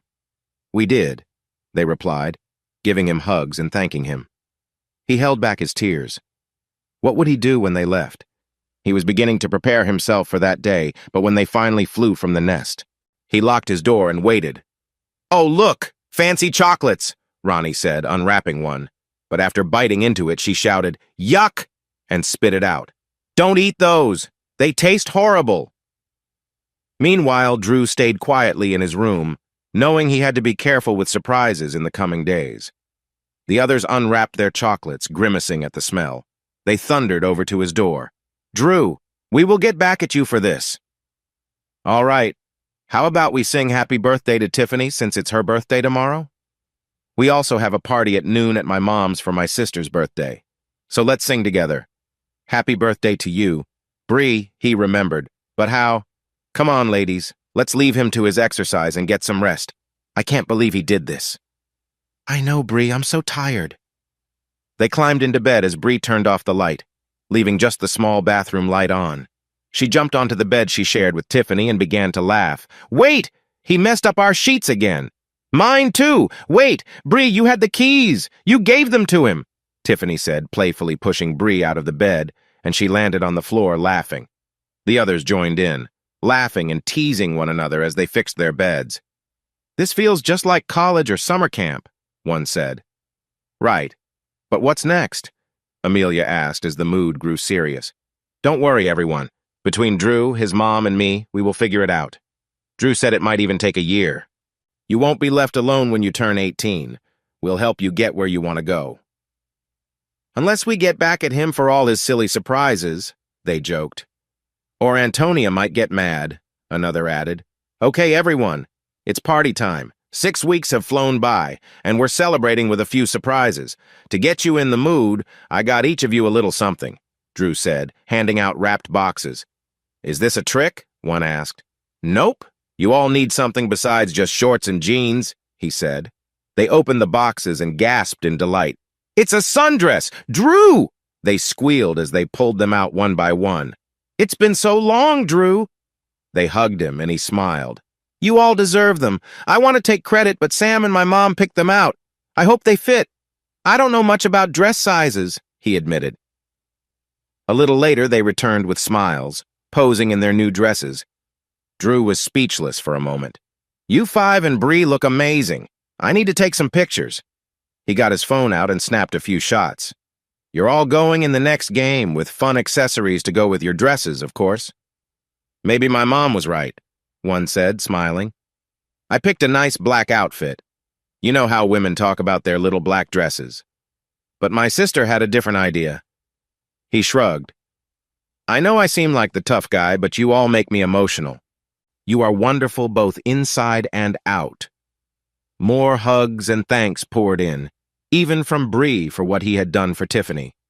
Get in the van, ladies, and let's sing our song, Over the River and Through the Woods, to my mother's house we go. Come on, together now. There was silence until a piece of gum hit his head. 3 birthdays today. My mom's, Sophie's, who you will meet, and of course Tiffany's. We will have 3 cakes. Tiff, I think your favorite is vanilla cake with a lot of frosting. While looking at himself in the mirror, he said, Drew, how did you? He tapped his head, like a steel trap. Yeah, like an old rat trap, I replied. Thanks, Ronnie. Wait, Tiff called out. What's wrong, Tiff? Did we forget something? No, Drew, your birthday was a few weeks to a month before mine. When was it? He shrugged. It was on the Saturday when you all came over. It got lost in all the excitement, but I got 5 great gifts, so it was good. Couldn't have asked for more. Bree touched his arm. You didn't even invite Antonia? We're just co-workers, Victoria. Right. She just hopes she won't get mad when you try to impress her. I'll have you know that when I turn on the charm with my good looks. Drew, you are so full of it. I still think you should be more honest with her. Well, enough fun, here we are. Let's go in. We have name tags. Here, they're butterflies with your names on them. Drew, we are not wearing these. He shrugged and put his on. Victoria pulled his off as she walked by. They climbed the steps and entered the living room. It was filled with flowers, streamers, balloons, and a big happy birthday sign. The 4 people in the room stood as the 7 of them came in. The women all greeted Samantha and hugged Olivia. So let's introduce everyone. Olivia, my mom, who you all know and who tried to turn you all into bakers. She still cries at night, or so I've heard. Samantha, or Sam, is our high school student going to state in the fall. Where's your boyfriend, James? He knew you'd be here, so he decided not to come. Drew smiled. No, we have plans for tomorrow. This is my sister, Sophie, who's a sophomore in college. She's having a hard time picking a major. I suggested studying worms, but she didn't seem excited about it. He stepped up and hugged her. Sorry I haven't. Well, I've not been around much. I've missed you. I've missed you too, but Anderson, you do too much for me. Mom said the other people were good-looking and I... She winked at the women. I bet it's been interesting. If only you knew. See my gray hairs? Gray hairs. And last but not least, this is Brian. He just graduated and has started his own business. He's our entrepreneur. He stepped over and hugged him. Sorry, Bri, I keep meaning to visit the shop. Anyway, these ladies are Isabella, Amelia, Ronnie, Victoria, and Tiffany, and her sister Bree, he said, pointing to each one. College student, teacher, psychologist, business manager, and nurse. Our last guest is coming later. Groans followed. So, there was a knock at the door. Who could that be? He opened it. Antonia, so glad you could come. And you've brought... Tiffany gasped. Gloria! Oh my goodness! The 2 rushed toward each other and hugged, tears in their eyes. I thought you were gone. I never got to say, oh, Tiff, I'm so sorry. I still don't know how it happened. We walked into the bar, ordered a glass of wine, and the next thing I remember is waking up in a strange room. My arm was swollen and I was confused. I managed to free myself, climbed out the window, and started running. I was hit by a car and got hurt, but I eventually healed. I couldn't find your mom or Bree's phone numbers. I went to the police, but I didn't know who hurt me or where I was. I looked for you, but I was scared and couldn't face going back at night. I'm really sorry. I've been so worried about you. Drew Anderson recognized me at a bar. He's the one I knew from when I was a kid. He and Antonia helped us, except for Bree. Gloria hugged Antonia and then Drew. Thank you. When Tony said she wanted me to join a gathering with you, Tiff, I felt so happy. This is wonderful, like the best birthday or Christmas. And you all live in Anderson's condo? We call him Drew. Gloria, it's 3 times the size of where we lived before. Many conversations began, and Drew noticed Antonia was heading for the door. He gently took her arm and said, Antonia, stay, please stay. You've played an important role in all this. It's been mostly you, Drew. I'm not sure I helped much, she said, pausing as she looked at him. Except maybe to show how not to recover from this kind of thing. I should go. No, you should come watch me cook the burgers while you handle the hot dogs. It's not every day you can see the grill master at work. Come on, relax and have some fun. I won't ask anything about you or your past. Just talk about the weather and cooking. She looked at him, feeling a strong pull. She wanted to feel the joy and fun that filled the room, but fear of past memories held her back. She needed to keep those feelings hidden and control them. Okay, Drew, you really put together a nice gathering. 20 minutes later, as they were bringing the food to the kitchen counter, the doorbell rang again. Maybe it's Hannah. Drew put his tray down and opened the door. Hello, son. Good to see you again. Aren't you going to invite me in? He turned away and called for his mother while his father walked into the house. Mom! The room grew quiet as they saw the anger on Drew's face, a look they had never seen before. Hi, Olivia. I missed you. What are you doing here, Anderson? I decided it was time to come home. I sold the boat, and here I am. It's good to see you again. You're still the beautiful woman I married and left 11 years ago. This isn't your home anymore, Anderson. Of course it is. You never divorced me. It means you still love me. But we are divorced, Anderson. I started the process the day after you left. It took a while since they couldn't find you. But we've been divorced for over a decade, and you owe us a lot of support. No way. He pointed to the group staring. I'm their father. This is my house. No, Anderson, this is my house. I can show you the paperwork and tell you who among these folks are your kids. Well, that's Anderson, and the others were so young. It doesn't matter. I'm their father, and I'm here to make things right. You know I'm your father. You recognized me. My name is Drew, and I have no father. Frustrated, he asked, What do you mean your name is Drew? I named you after myself. And that's the problem. I don't want to be named after a man who left his family. My name is Drew. And you are not my father. Brian stepped forward. Drew is my father. He taught me to throw a ball, came to all my games, helped me get a car to drive my friends to school, helped me get into college, and supported me as I started my business. Drew is my father. Sophie stepped forward. Drew is my father, too. He taught me to roller skate, ride a bike, paid for my dance class, and helped me along the way. Yes, Drew, we all know what you did for us. He taught me how to drive, to hike, and to camp. He was there for me when I was sad and always gave me strength. I could go on and on about everything he has done. Drew is my father. Sam stepped forward. Drew is my father. He made sure we had a home, food, and clothes. He helped me with homework and taught me to skate, fish, and enjoy nature. That's just the beginning. When I get married, Drew will walk me down the aisle, and I know he'll be teary-eyed. Right, Drew? Victoria stepped forward. And Drew is our father. Yeah, Father Mischief. They all laughed a little. Exactly, Isabella. I was at my lowest. I felt lost. But he took all of us in when no one else would. Who would take in 5 women with troubled pasts? But he never thought twice about it. He gave us shelter, food, and a chance to take control of our lives. He showed us hope, helped us see the good inside, and made me feel like I could step back into the world with pride. Tears filled her eyes. Drew, the hardest thing isn't leaving that life behind, but leaving you and the love and safety you've given us. I will thank you every day, but it will never be enough. She rushed over and hugged him. One by one, each woman hugged him too, including his sister and mother. His brother joined in, thanking him as well. Drew just looked at them, wiping his eyes. Who are you, Drew Jackson? Are you some kind of robot? All eyes turned to Antonia. You risked everything for Tiff and me. You made me feel things I've never felt before. And now all this. It feels too good to be true. There has to be a side to you that isn't perfect. She started trembling. Where's the balance to all of this goodness? Suddenly she seemed overwhelmed, memories rushing back, making her feel trapped. I can't. The past. I need to get away.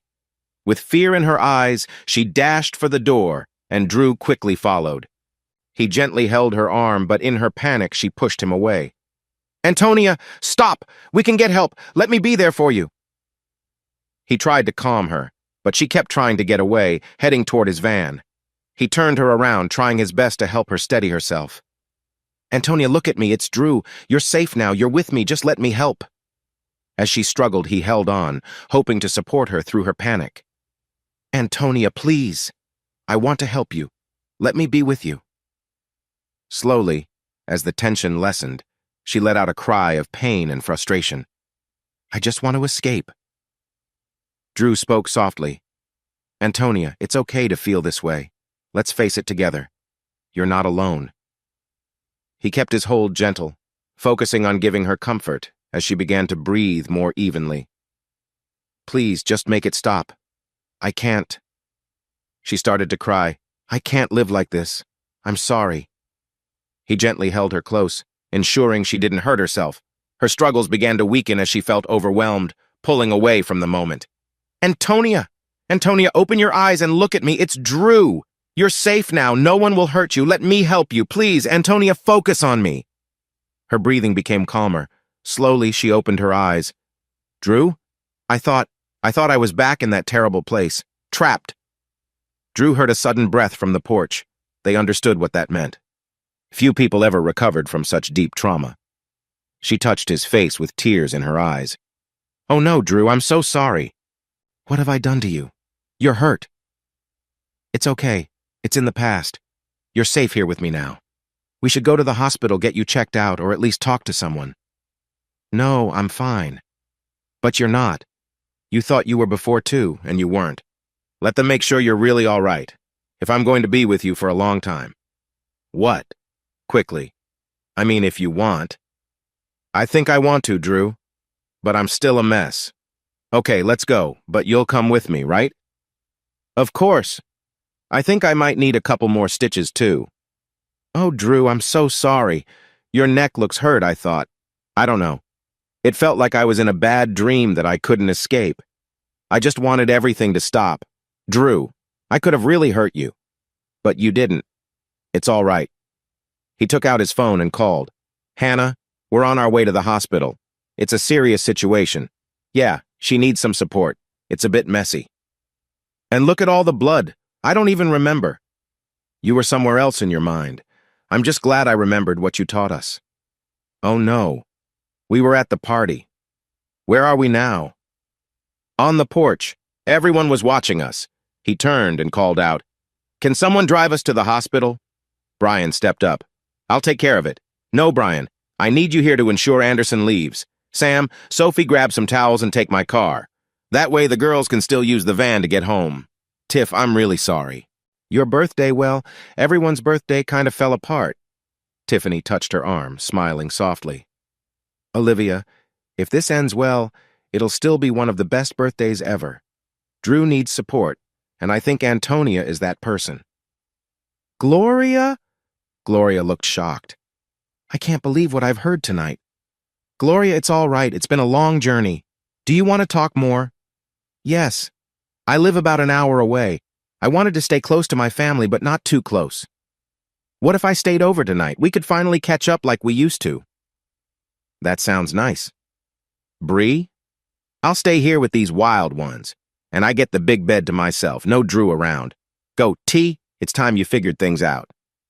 Brian approached. "Didn't I hear you ran a remodeling business?" "Yes. Why do you ask?" "I'm expanding. It's been busy, and I need someone to manage the current location. No pressure, just something to think about. Unless your mom has moved again. I think she went to California or somewhere. Anyway, the offer is open." Sam and Sophie hurried past with clean towels, handing them to Drew, who helped Antonia gently to the car. "Before you go, Tiff, we all got you little gifts. Just small things, but..." "Ronnie? You didn't have to." "Yes, we did. We're family. We care about you. We'll miss you while you're away, but this is a step forward." She hugged each of them. The group felt a quiet change in the air. It was not a goodbye, but a new beginning. "Olivia, I guess we should head out too, unless..." She glanced at Anderson, then back again. "Actually, we'll stay for a little while longer." Anderson stepped forward. "So, Anderson, it's time to go. This is our home now, our family, and there's no place here for you. Brian said firmly. Brian, I am your father, came the reply. We've talked about this already. But I don't have anywhere to go. I sold my boat. I hope you got a good price for it. You will need a place to stay and a job. It's best if you don't come back here, or Mom might take you to court over the child support you still owe. 10 years, plus interest that probably equals a boat. I don't know what I should do. Buy another boat? That isn't our problem. Drew won't say it, but I will, Anderson. Find someone who cares. Because we don't. Like Drew says, people who only think of themselves, who never help others, they end up lonely. And that's what you've earned. You just saw 10 people who would give everything to help Drew. You'll never be like him, but you could change, Anderson. Find someone, but it won't be here. Good luck. He shut the door and they watched him drive away. Well done, Brian. Thanks, Mom. Now who can tell me more about Tiff before you leave? You should really stay for a hamburger and all the good food before you go. I have so many questions. Father Mischief, huh? He did so many things to us. We never knew what prank he might pull next. Share some of those tricks, and I'll tell you if he got us with them and might warn you of others he likes. Sure, Brian, you should talk to Bree about Tiffany, but we want to know about the pranks, too. Maybe we can get him first. Drew held Antonia in the back seat as she cried. He kept talking to her and gently nudged her if she started to fade away. He comforted her, keeping her focused on now as her memories threatened to take over. Each time she began to slip away, Drew's voice and warm presence pulled her back. Sam watched her brother from the front seat. How did he know how to help? She noticed the blood on his brow and that he brushed it away without a second thought. He had clearly been through this before. He had consoled her when she was young and realized their father wasn't coming back. He had helped Sophie and their mom through tough times, too. He had always put others first. And those women, they seemed lost when they first came to the house, except maybe for Tiff. But Drew brought back their spirits. How? Sam noticed how they looked at him. He could have chosen any of them, yet he had chosen Antonia. Why? She thought about their connection. Although she had only met Antonia briefly, she saw that her brother needed someone who would be his true partner, someone who would lift him up and support his own needs. But now, Antonia's struggles caused him pain. Would he still want her if she got better? Sophie looked in the rearview mirror, whispering, Sam. He looks so hurt and tired. Oh, you should have seen him after his blind date with Antonia. This is nothing compared to that. Well, it kind of is, but I don't think he even notices. But Sam, I know, Soph, I don't understand it. Of all the people here, why her? I wish he would focus more on himself and his own needs. He got me a car so I can work and get to school. He got me a dress for the junior prom, and he makes sure everything is fixed around the house and that Mom and I have what we need. He does the same for me. I keep asking him to take a break, but he always wants to make sure I'm all right. And you know, he makes every holiday really special. He works so hard and rarely takes time off. I just wish he would take care of himself, even if that means we might have to face some tough times. I understand, Soph. We need to help him focus on his own happiness, too. But that's just who he is. True. I just hope Antonia can bring him some happiness. She began to get emotional and quietly said, And I forgot his birthday. I know. We all did. I even added reminders on my phone for the next 10 years. Same here, Soph. I really hope she feels better. Do you know what happened? Drew won't say much, and I think it's unclear to anyone. But she was taken like the others and went through something very hard, though it didn't last long. What's this bed thing they mentioned? Sounds serious. I don't know. I can't begin to understand what they went through. I don't think I could ever fully recover from something like that. Even if someone came to save me, I would still be affected. Yeah, I feel the same. Looks like we're here now. Who is that running toward us? She tapped on the window. Hi, I'm Hannah, Tony's sister. She peeked into the back seat. Oh no. She opened the door and jumped in, hugging her sister. Antonia? Antonia? Antonia slowly raised her head. Hannah, the memories are back. I hurt Drew. I keep going back to that moment. Come on, we have a wheelchair ready. We'll get you inside and comfortable. You're going to be okay, Tony. You're going to heal, just like the others. But I hurt Drew. Look at his neck. Hannah looked and frowned. Drew, are you all right? You've got blood on you. I'm okay. The blood is mine. She didn't hurt me. All right. Not great, but I'm glad she's okay. Tony, let's get you inside. Drew, can you walk? He nodded. Hannah wheeled Antonia to the ER and helped her into another chair. Drew, we need to... No, I need Drew here. If he leaves, I'm scared the memories will come back. I need him with me. I'm here, Antonia. I won't leave. But even when they come to talk to her, I don't have to go, right? Drew asked Hannah. They usually prefer to speak with the patient alone. Then I'm not staying, Antonia interrupted. If Drew goes, I don't know what I'll do, but I can't face this without him. Let's see. A calm voice entered the room. Hello, I'm Dr. Roberts. And you must be Antonia, right? She nodded. Yes. You look a bit anxious and, well, in a bit of a mess. That blood belongs to him, I assume? Drew. And you are. A friend. Could you and Hannah step out for a moment? No, Drew has to stay. If he leaves, I'm leaving too. The doctor hesitated. Okay. Antonia, what if we give you something gentle to help you relax? No. I need to stay in control. If I lose that, the memories and the pain, it will get worse. She looked at Drew and began to tear up. Drew, I'm really sorry. Dr. Roberts turned to him. Drew, can I ask what happened to you? I fell and hit my head. And the marks on your neck? He shrugged slightly. All right, Antonia. I'll let Drew stay if you promise to be completely honest with me.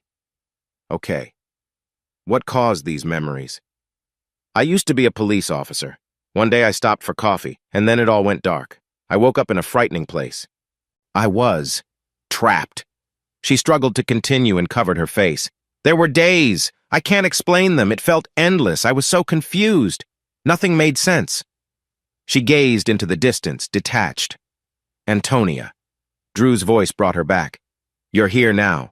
You're safe. Let's talk, please. She blinked and turned to him. Drew, I'm so sorry. She grabbed his hand. Please. Just talk, Antonia. Let it out. I can't. If I say it, I'll break down. And I'll be right here for you. I promise. He held her hand tightly. Hannah's here too. She nodded. One day, I got free. I managed to loosen one of my hands, then untied myself and ran away. That's how I got away.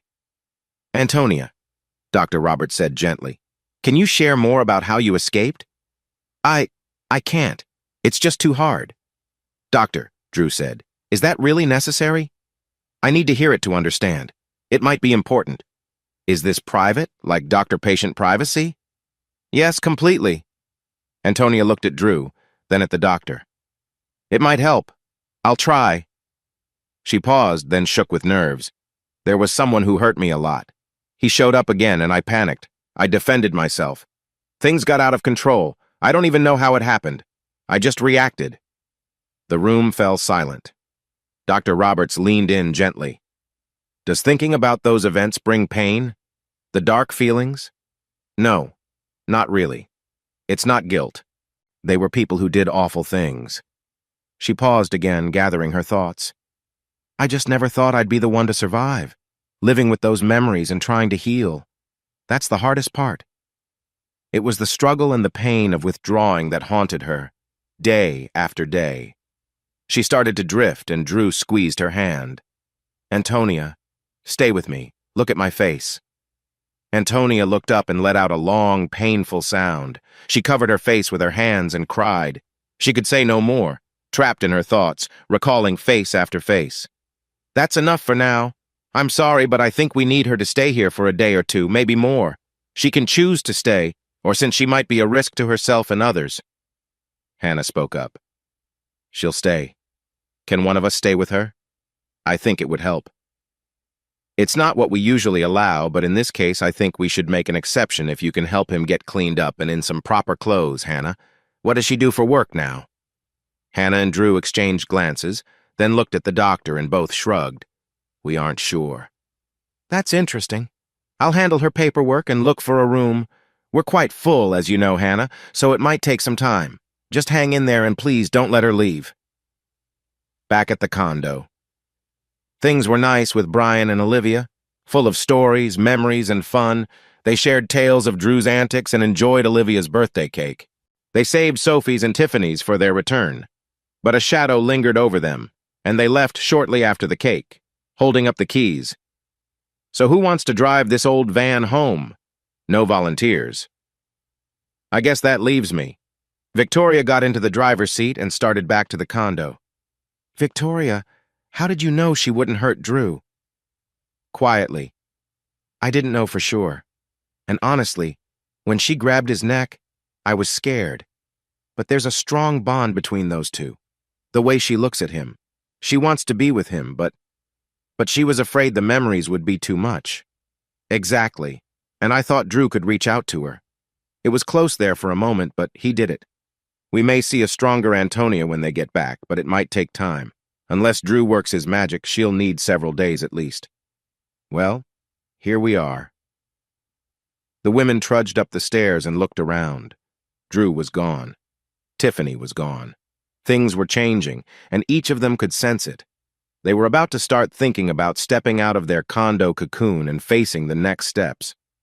It looks like we have made it through the tough times, and the fellowship of the condo is starting to wind down. I'm not sure I'm ready for that. What do you think, Bree?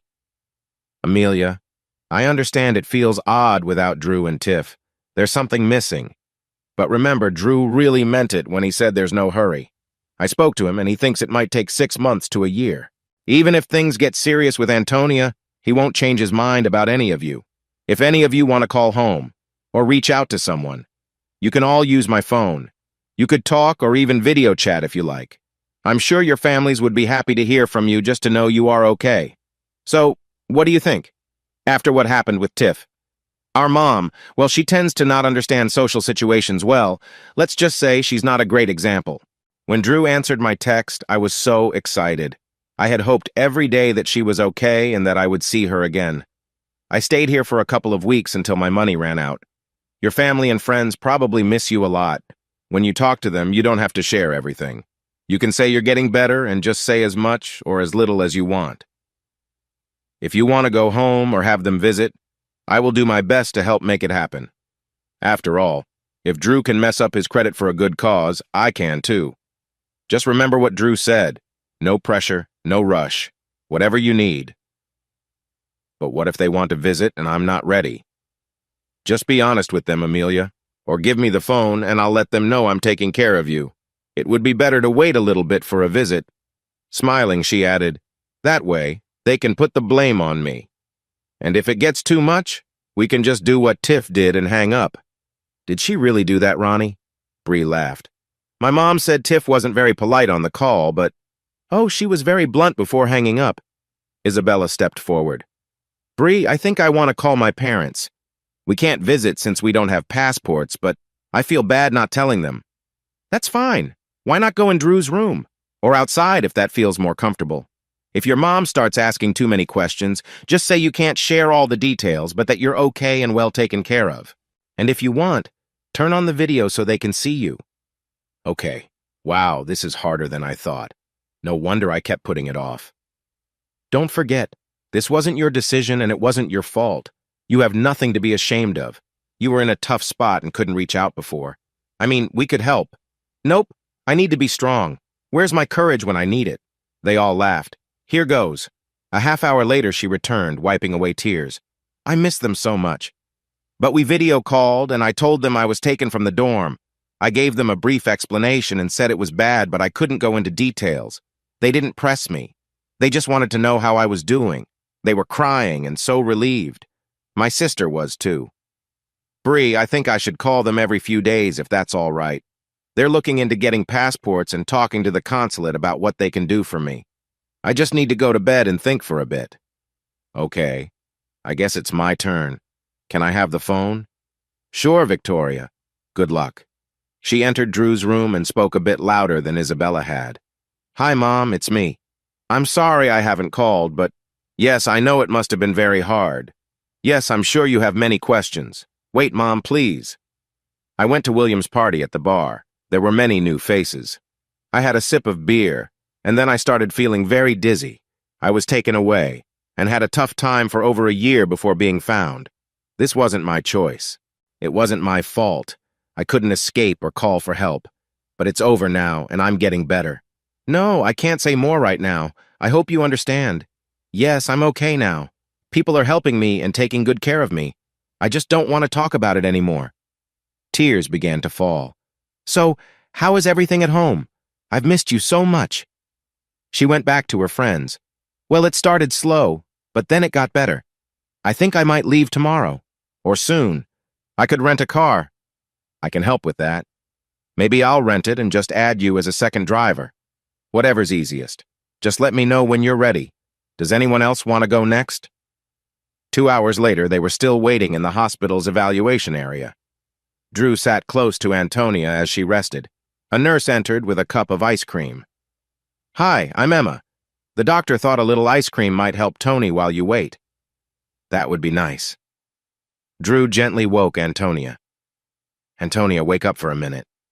She slowly opened her eyes and looked at him. Drew, thank you. If it weren't for you. Hannah gave her the cup. Here, Tony, try this. It might help. No, I can't eat. Let Drew have it. We know he'll eat it. A small smile appeared on her face. Drew took the cup and took a spoonful. Suddenly, the nurse exclaimed, Wait! Don't! But it was too late. Drew's face changed. His eyes grew wide with alarm, and then he slumped against Antonia. In an instant, Antonia turned to the nurse. What happened? What did you give him? Fear spread across the nurse's face. I don't know. Someone told me I had to. Or something bad would happen. Antonia's mind raced with painful memories, but she pushed them away. Please stay seated. Hannah, call for help. Now! She pulled the emergency cord and laid Drew on the floor gently. His breathing had slowed. Drew, look at me! Stay with me! His eyes flickered, but then his breathing stopped. He's not breathing! She began rescue breathing techniques as other nurses rushed in. Quick!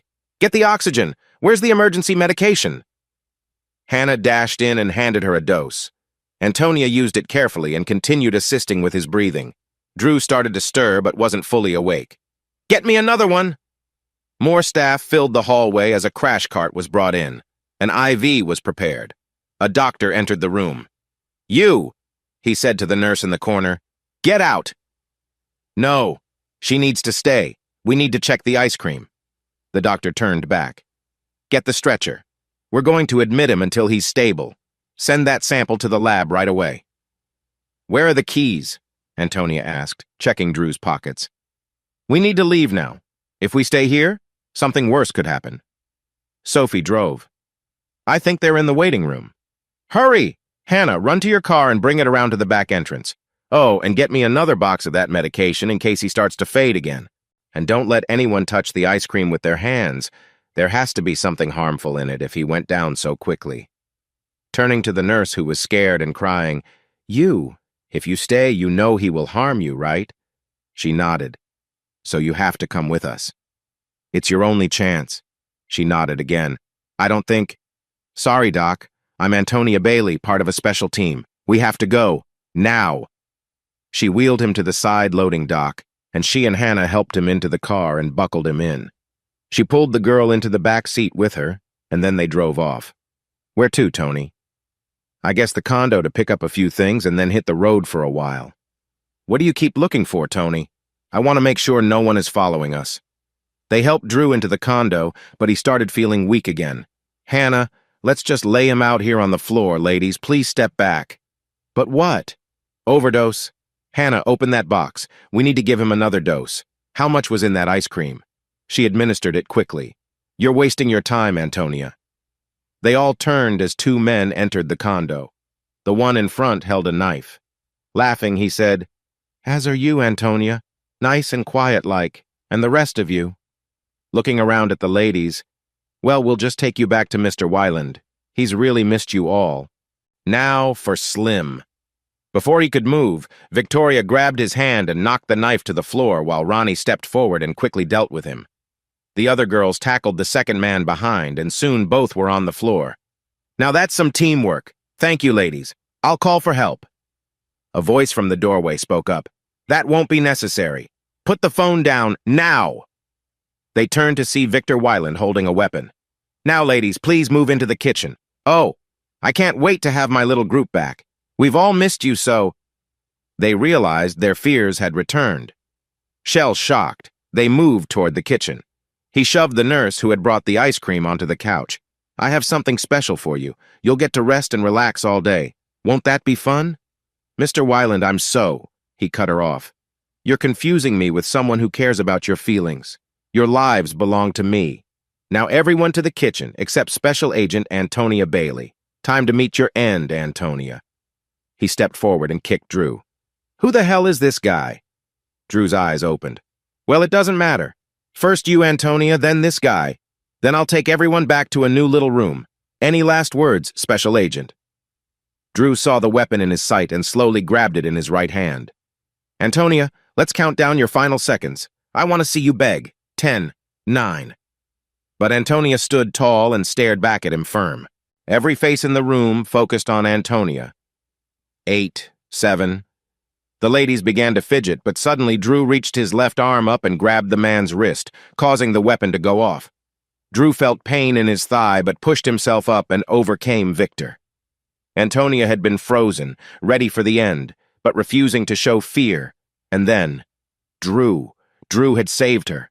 Again. With a surge of feelings, she realized he might be the key to freeing her from the painful memories. She sprang into action. Bree, call for help. We need the police and an ambulance. Tell them who I am and that we have Victor Weiland. Make sure the other two don't get any ideas. Find some rope or zip ties. Hannah, check on Victor. Victoria, call Sam and tell them to leave the hospital right away. Go to that restaurant on Maple and then call Olivia. No. Ronnie, call Olivia and tell her and Brian to leave the house right now. Don't pack anything, just go. Tell them to find a safe place, maybe that hotel in the next town over, or go to Brian's. Call the girls and keep the place secure. Drew, we need to help with that injury. It's bleeding quite a bit. We might have hit something important. She pressed down on the wound. Isabella, can you get me a belt and some cloths? Let's see if we can stop the bleeding.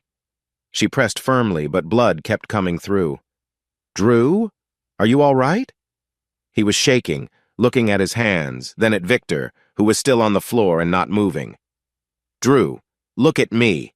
I know this is hard, but you saved me. You saved all of us. He could have taken everything from us, and you protected yourself. You had to do it. I understand this is difficult for you. Sometimes we have to make tough choices to survive. Try not to think too much about it. Just breathe a little. Maybe we're not so different after all. Maybe not. If you can help me bring back the old Tony, but try to relax. Can I get you anything? Some water. He smiled. Do you have any ice cream? You really scared me, she said.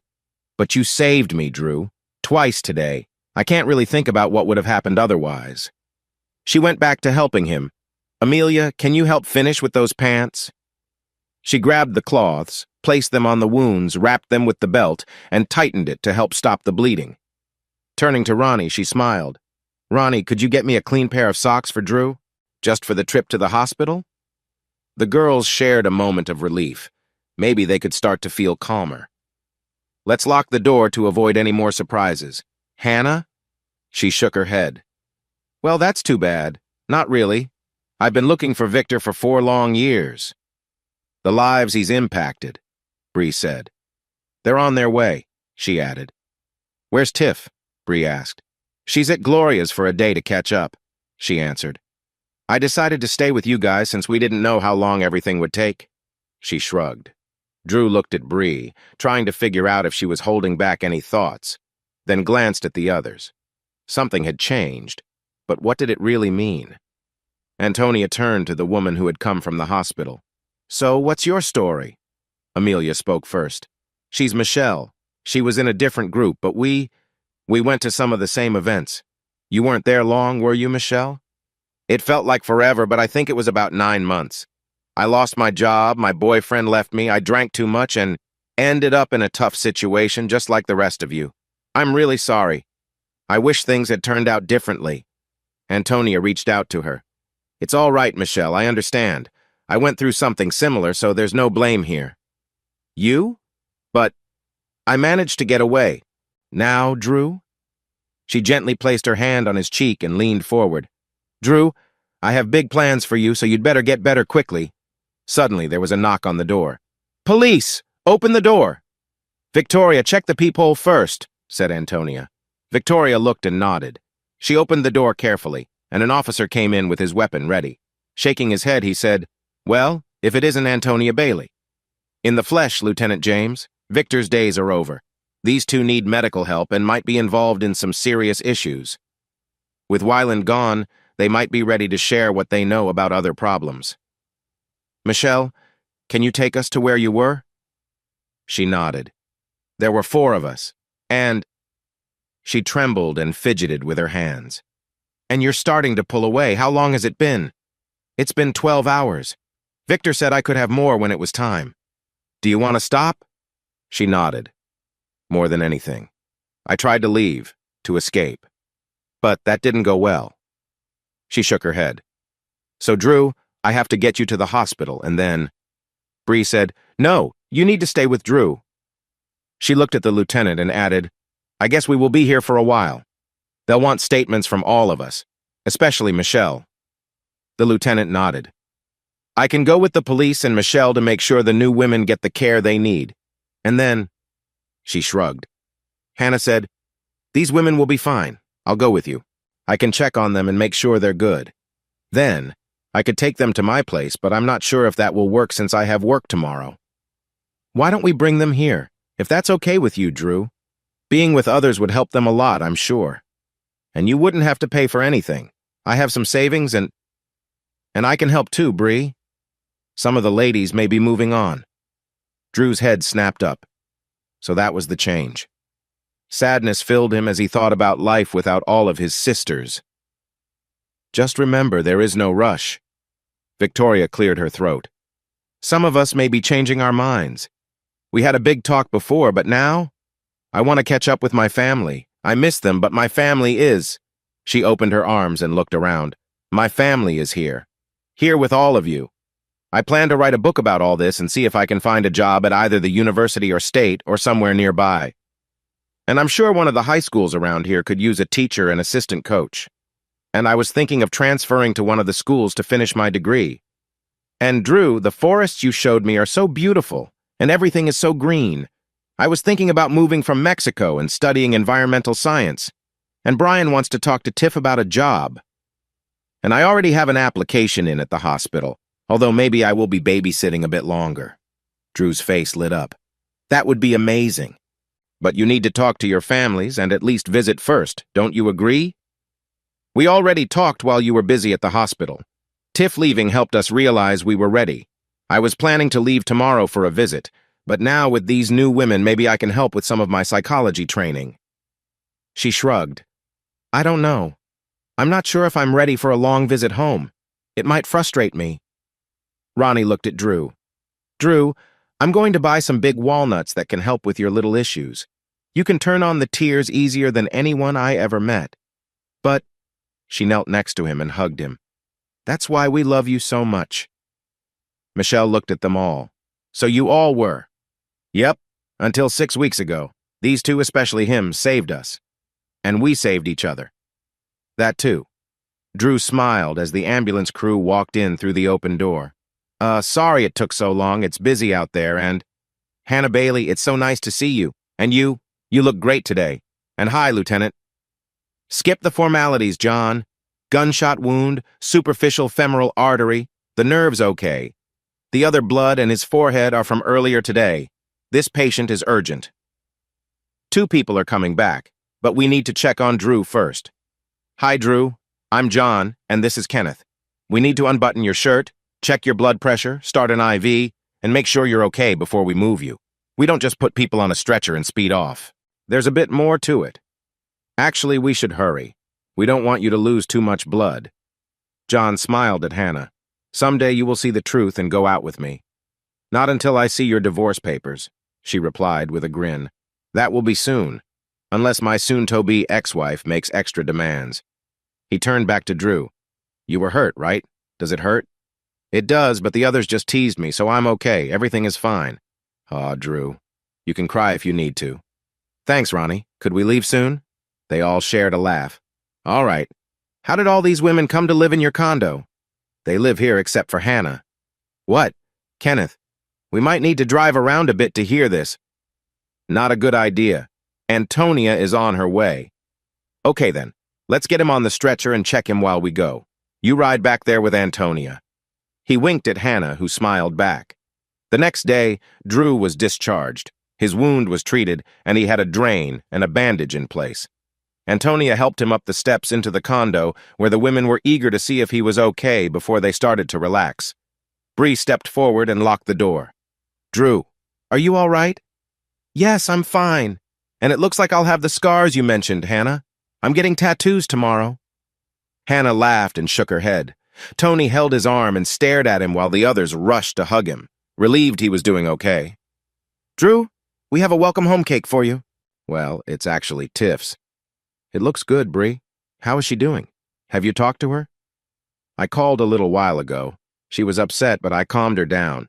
She's on her way back with Gloria and should be here soon. Drew nodded. And you have some new friends to meet. You already met Michelle at the hospital. Michelle looked down, nervous about what might happen next. When she finally looked up, her gaze met his briefly before she looked back at the ground. I'm so sorry, Drew. Drew wrapped his arms around her. It's okay, Michelle. It's all in the past. Just focus on getting better and helping your friends. She looked into his eyes, feeling a mix of disbelief and hope. I will. Then she started to cry. If you had died, I don't know what I would have done. I could never have forgiven myself. No, Michelle. That wouldn't have helped. He would have just found someone else. Look how well things turned out. She hugged him tightly. Thank you for letting us stay. We had nowhere else to go. This is like a little rescue group. So who are your friends? This is Emily, Emma, and Kayla. He hugged each of them and greeted them warmly. Bree frowned slightly. Drew. Do you remember the two groups at the shelter? 3 women looked nervous as they fidgeted with their hands. They had been struggling on the streets for a while. One of them asked if they wanted to make a change. They nodded. 6 weeks ago, a few people here were just like you, he said, smiling. Now look at them. They've come a long way. He chuckled as a spoon bounced off his shoulder. Well, maybe they are good role models after all. He turned to the women again. We can help you get back on your feet. You can have a happy and successful life. He encouraged them to trust him and to share how he could assist them. They looked up, met his gaze, and nodded. Drew, have a seat at the table. I'll get you some cake just in case you need a towel, one woman said. He raised an eyebrow but sat down. Moments later, he felt something wet. A balloon had burst, soaking his clothes. He smiled as he took a bite of cake. Oh, this is delicious! The lady at the bakery said it's one of her favorites. Just then, another balloon popped on him. Drew Jackson, you are such a mess. You're soaked and you won't even let us enjoy it, someone exclaimed. All right, that was a good shot, he admitted with a smile. The women exchanged glances, laughing and teasing. Drew turned to the new ladies and said, See, this is what you can look forward to. Even though he felt rough, the newcomers smiled. I guess I should change into some dry clothes, he said as he got up. Ronnie jokingly said, Drew, pull that wet fabric away from you. Not sure I'd be showing that off. He laughed to himself and continued. Bree playfully acted out a silly move, making everyone laugh, including the new women who giggled uncertainly. Antonia watched everything, smiling. She wanted this friendship and connection, especially with Drew. She followed him inside and closed the door behind her. The teasing continued, and Victoria said, Maybe now Drew will be okay. The women all nodded in agreement. Antonia's smile faded and she looked worried. Drew, is it all right if I stay? I would love for you to stay, he replied warmly. You have changed my life, Drew. You defended me and made me laugh again. I still feel different from before, but I hope you'd like the person I used to be, she said, feeling emotional. She stepped forward and hugged him tightly. As her worries faded away, she felt safe in his embrace, thankful for his support. She took a deep breath and let go of her worries. Drew, I care about you so much. I need you more than anyone else. Please hold me tight. I want to feel safe with you, like I'm at home. He stepped closer and wrapped his arms around her in a warm hug. "We should get you out of those wet clothes, Drew." Without thinking, she held him close. A soft sound of hope came from her. "Love me, Drew. Please show me your love. Always and forever." After a short while, she moved a bit closer to him. "Drew, are you all right?"